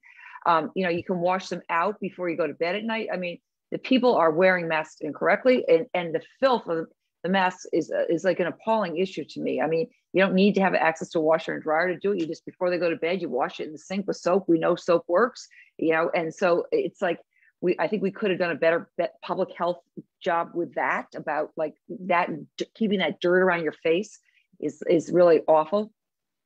But I thank you, I appreciate it. I say, again, we stress the physical issue, the mental health issue, and the data issue. And all these components put together don't make sense. So thank you very much, Erin. Yes. McClellan, anything to add? Yeah, Erin, I just want to say thank you very much for giving a little bit of a different perspective, because, especially with the N95s, everybody was all, we need an N95, we need an N95, but you're not wearing it properly and it's not necessarily fitting to your face. And then you have an ability to get stuff around and in and all that stuff because it's not fitted correctly. And then also, with the reusable masks, if you're not washing them out every day, as Assemblywoman said, then what's the point? And then the disposable masks, you shouldn't continue to put those on. They're disposable. So this is a one-time wear, and then you should be going out, and there's no education on that either. But then you still focus on your kid, and you allow your kid to wear that same mask all week long for 8 hours a day, which is just completely unfair. Yes, I just want to say one more thing. about the cloth masks, because we're seeing a lot of these kids coming in cloth masks, and there was Vietnamese workers were found to be 13 times more likely, and these are healthcare workers in the hospital, 13 times more likely to come down with an virus when they're wearing a cloth mask. So the surgical masks don't work. The cloth masks don't work. The N95 masks don't work. These don't work, but they do work at harming our children emotionally, physically, and developmentally, and it needs to stop now. Thank you, Erin. Thanks for your time. Thank you, Erin. Appreciate your articulate testimony. Bye-bye.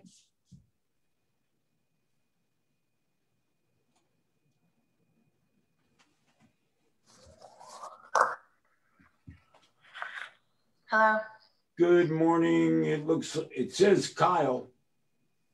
That's me. Yep. So we had a Nick, an N-I-K, and a Kyle to make sure it's yours. Okay. Kyle, just tell us a little bit about yourself, and then if you go right into your either concerns or support of masks.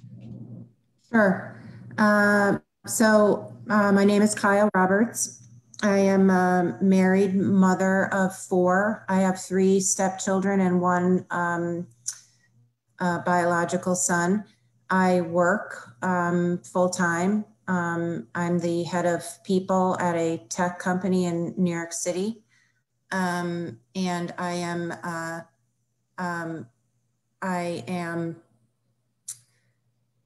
after 15 months, still struggle to appropriately navigate this pandemic and in a way that doesn't, psychologically and physically harm my 6-year-old son. I'm sure all of you have children at this age, you get, at least 100 questions of why every day, right? So those why this, why that questions are hard to answer when you yourself don't believe in everything that's going on or really understand why one thing makes sense over here but doesn't make sense over there. So I'll go right into my testimony if that's okay. Of course, please. Also, I've been a New Jersey resident for 13 years. My husband and I, John Roberts is my husband, have been residents. He's been a resident of New Jersey for over 13 years. So first, I want to thank you very much for allowing me the opportunity to speak today. I am testifying on behalf of my 6-year-old son, Michael, as well as all children still being forced to mask their faces in school and public venues across New Jersey. 15 months ago, the COVID pandemic turned our lives upside down.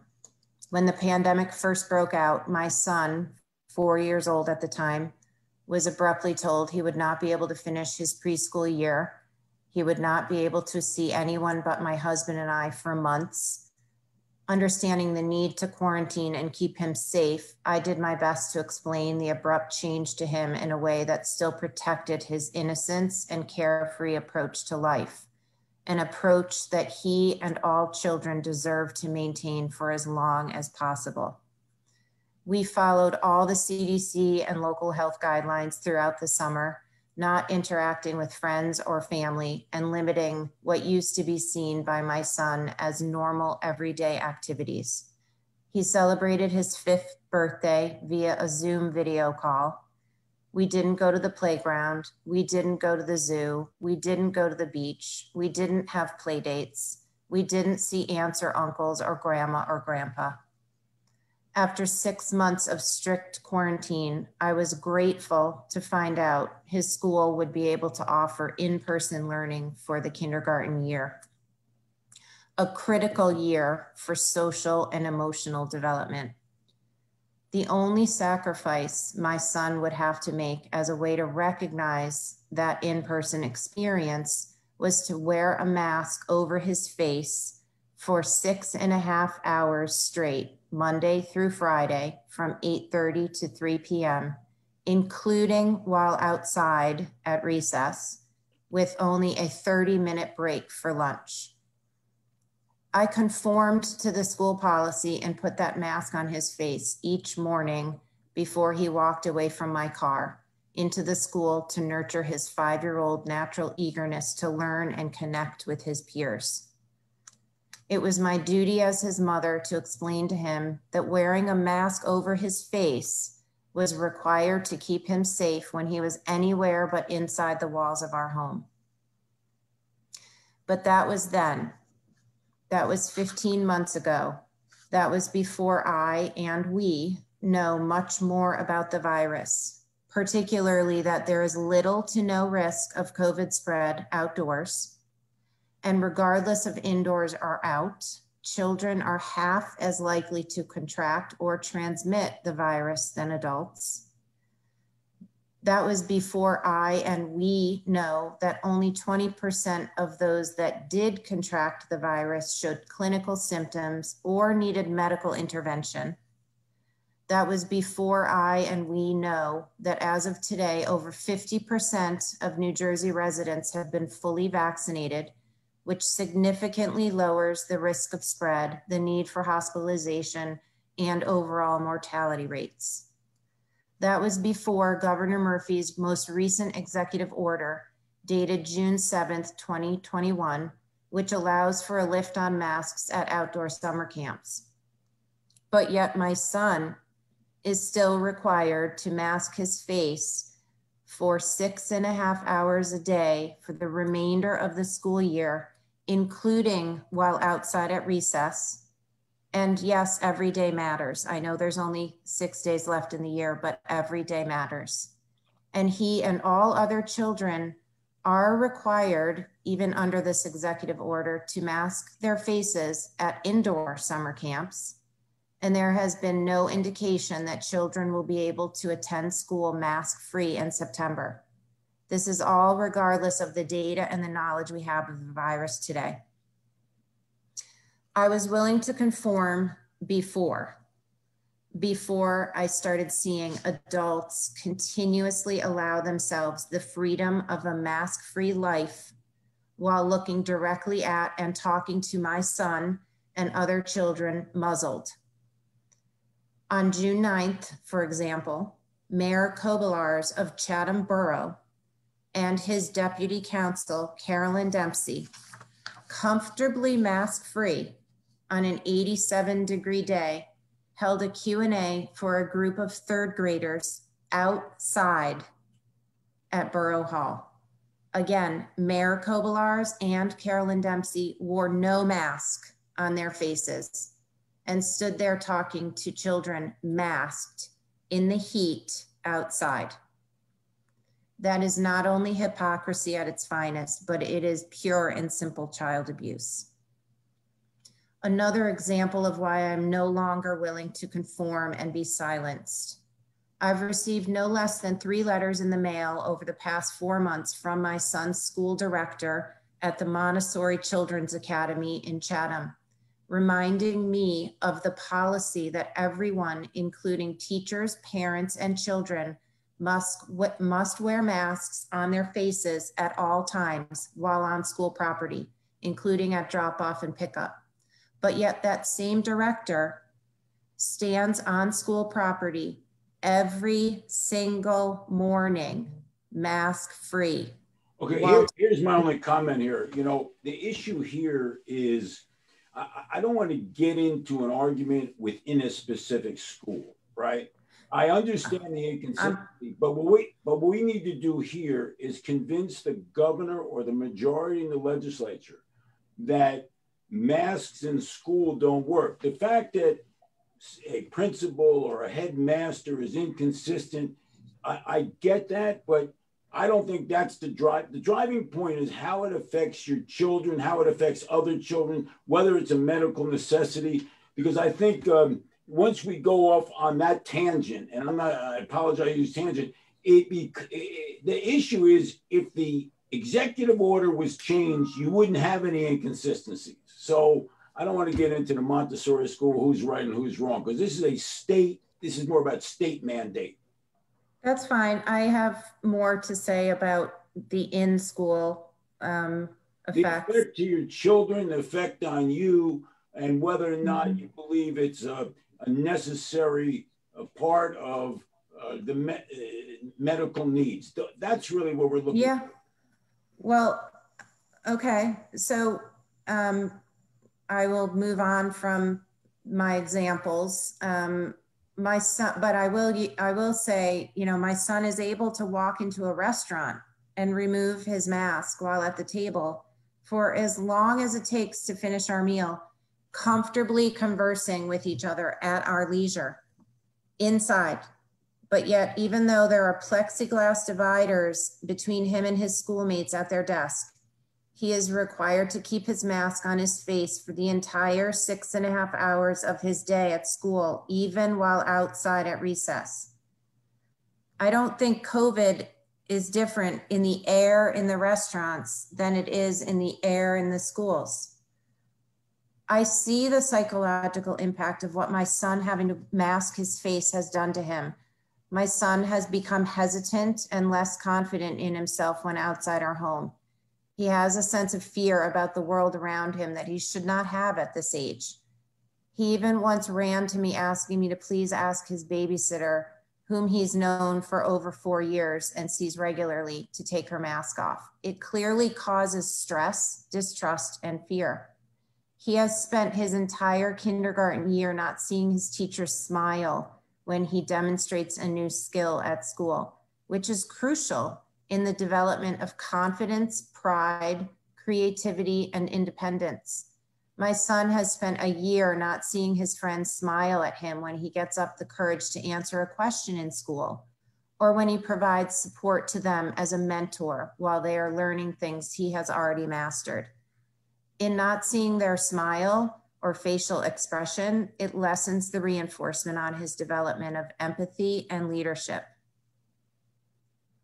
It is a scientific fact that exposure to facial cues and facial expression is important to a child's brain development, and that it helps develop skills that allow children to share and adopt emotions with their relatives and peers.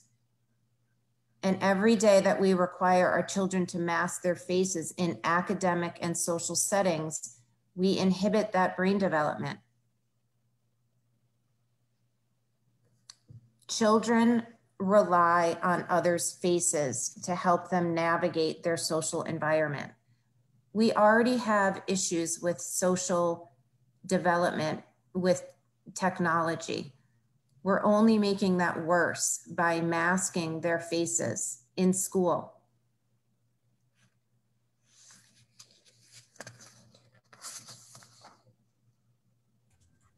Well, I'll just finish with, we know more about the virus today than we did before. There is little to no risk of COVID spread between children. Children are known to not transmit it, to contract it or transmit it at the rate that adults do. And given that over 50% of New Jersey residents are fully vaccinated, I don't understand why we can't make adjustments to the mask mandate in schools. I feel that my son must be given the freedom of a mask-free life, and I ask you to please give me, his mother, the freedom of making the choice as to whether to mask his face or not, based on all the science and data publicly available to me. Kyle, what you've said and other moms today, is so extremely effective. The real question becomes, are you getting answers from Trenton to your questions? Because Trenton is setting these policies, but there has been no hearing where they answer your questions. And we're hoping that when Trenton, including our governor, hears the passion of the moms, the issues raised by a school nurse, that they will answer these questions. And that's the only way, in my judgment, we can move forward on this issue. We're going to bring in, I deeply thankful for your time today. We're going to bring in some other members of the public all at once. So when we end at 11:45, that we hear from everybody. But once again, thank you so much. Everyone's testified today has touched our hearts. Once again, there is this argument of science driving these decisions, but so far we haven't seen substantial science with respect to children and masks. And that's why we're having these hearings. And that's why we're hoping we see a change coming out of Trenton. Thank you so much for your effective testimony. And now we're going to move on. Thank you for giving me the time to speak. Thank you, Kyle. We appreciate it. Thank you.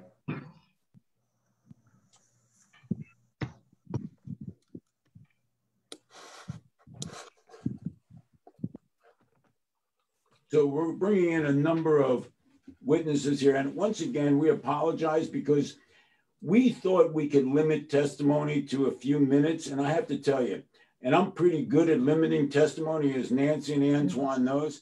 When you hear a mom talking from their heart, even I, as a trial lawyer, have a tough time interrupting the testimony today. I mean, when you're talking about your kids and some politician says that's enough, I couldn't do it.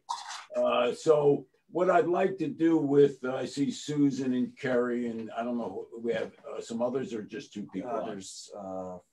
Okay, I'm sorry. I'm not too good at moving it. So what we'd like to do is we've heard a lot of different issues with respect to psychological development, mouth and skin problems, the fact that children are developing more slowly.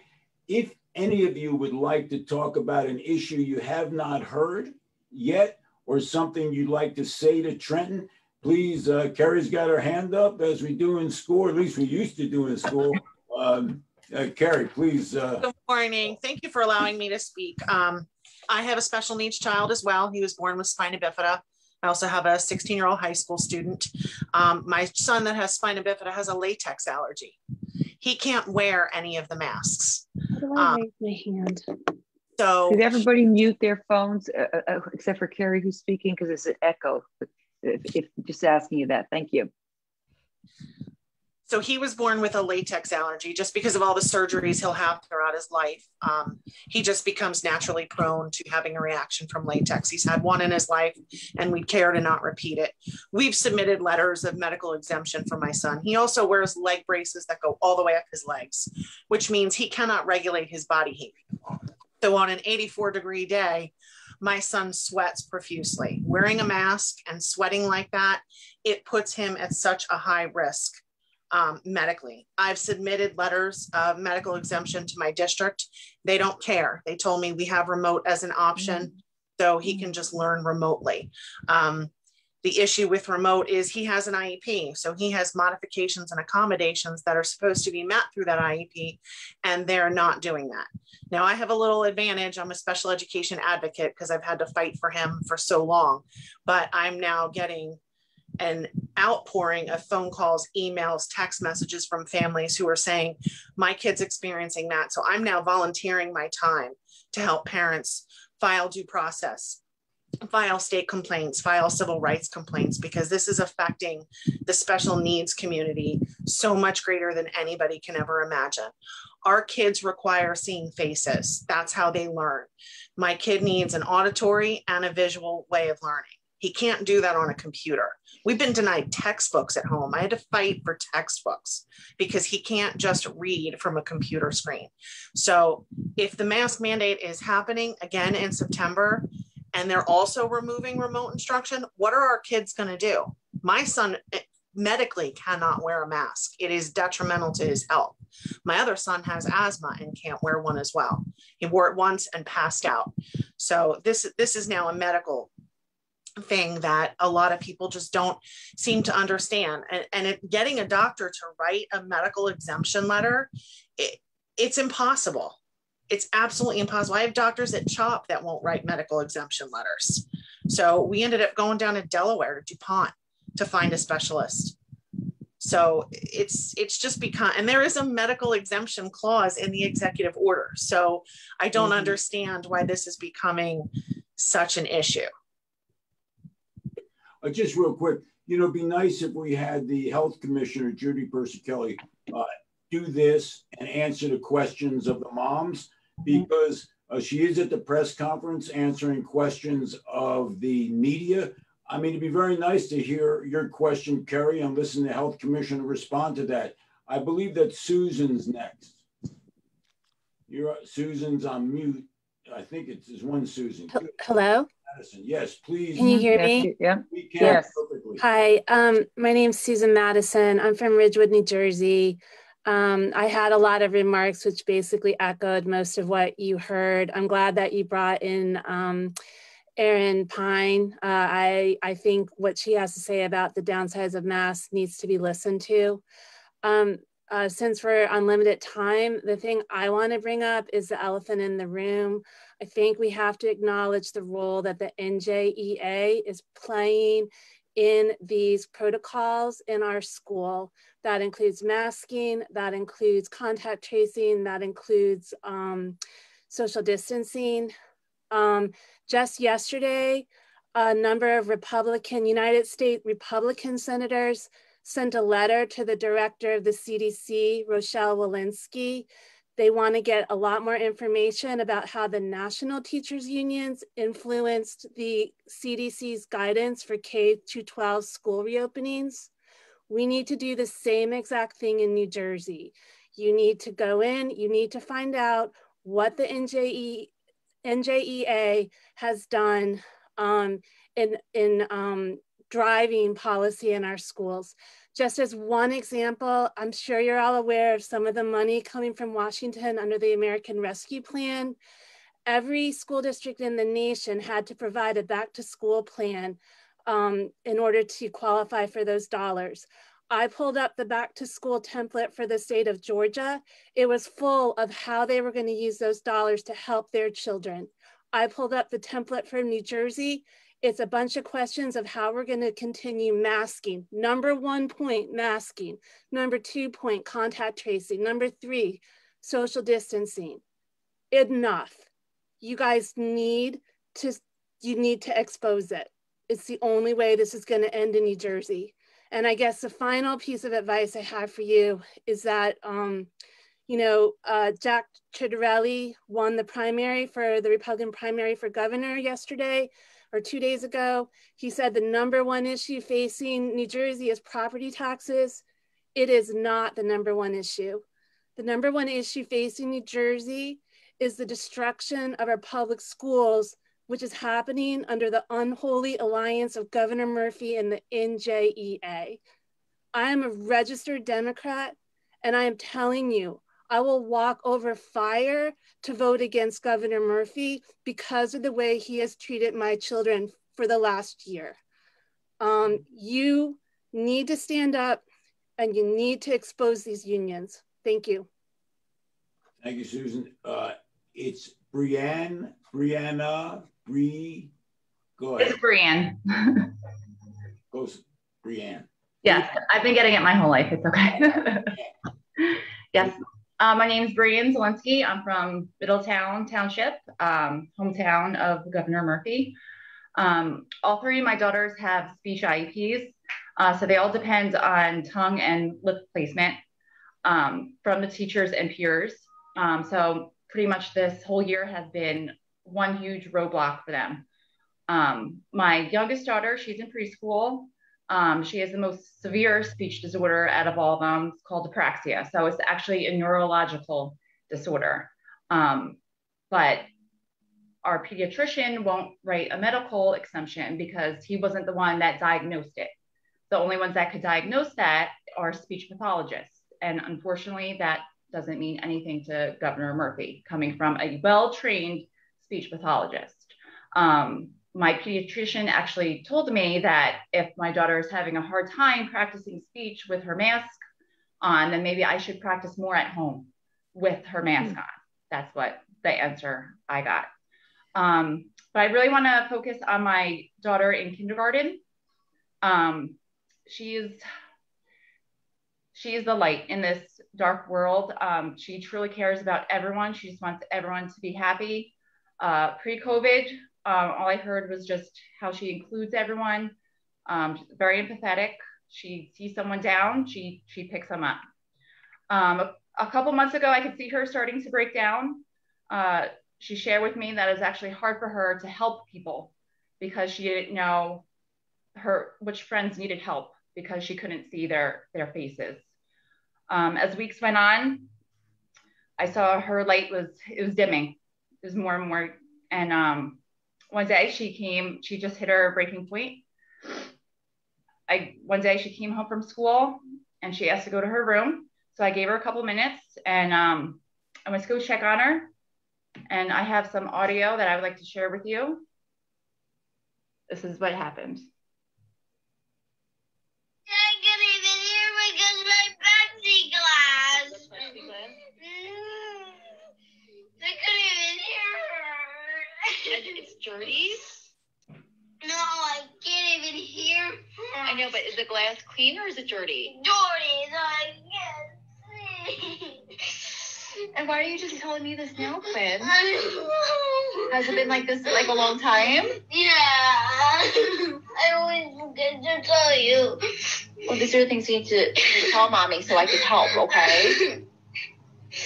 Give me headache, and I can't even hear my friends say. You get headaches? How often do you get headaches? Like the whole day. You get headaches every single day? Quinn, this is something that you need to tell mommy. Why haven't you told mommy this before? I always forget. Well, it's something you can't forget, honey, okay? Because that's not good. That's not a good thing. I can't even, because when I was talking, I couldn't even hear my friend say today. I couldn't even hear her. She was like saying something to me and I couldn't even hear her. So she didn't tell me for months she was having headaches or every day. I don't think you need to add to that testimony. Okay. It's pretty much self-explanatory, but I just want to say to Governor Murphy, if he's watching, on behalf of many parents from Middletown Township, his hometown, we've had enough. We believe in the Constitution of the United States of America, and we are ready to fight, and we will not be complacent, especially this summer. What's your daughter's name? That one was Quinn.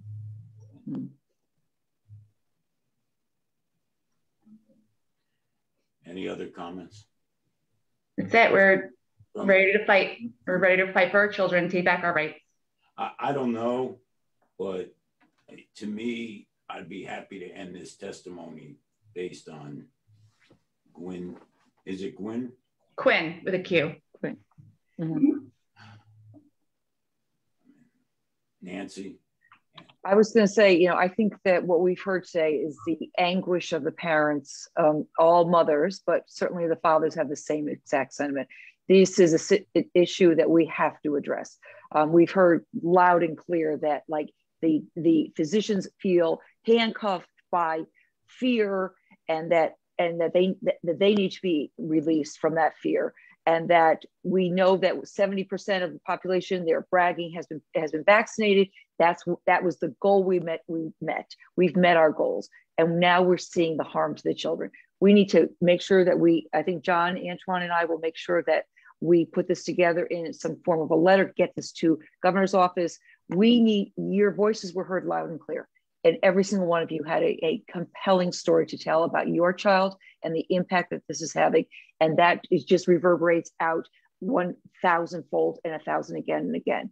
And so we hear you, and we're going to do what we can to make sure your message gets to the right people. Let's hope that as a result of that something can be done. But we've already, over the course of this 2 hours, have heard things that we know that we can put forward and hope to help all of you.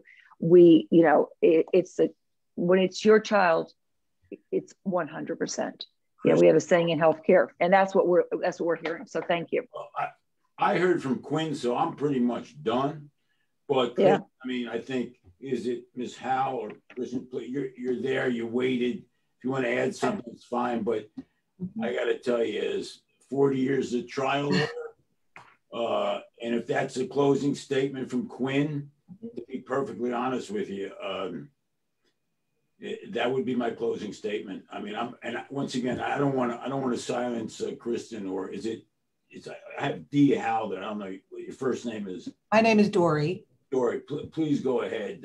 No, really, that was just absolutely horrifying. So I really, my story would mimic a lot of the other parents. I have a daughter who has asthma, inattentive ADHD, IEP, and pretty much what everybody else is going to say. The only thing I will say, because there's really not much I can add, and that was probably one of the saddest things I've ever heard.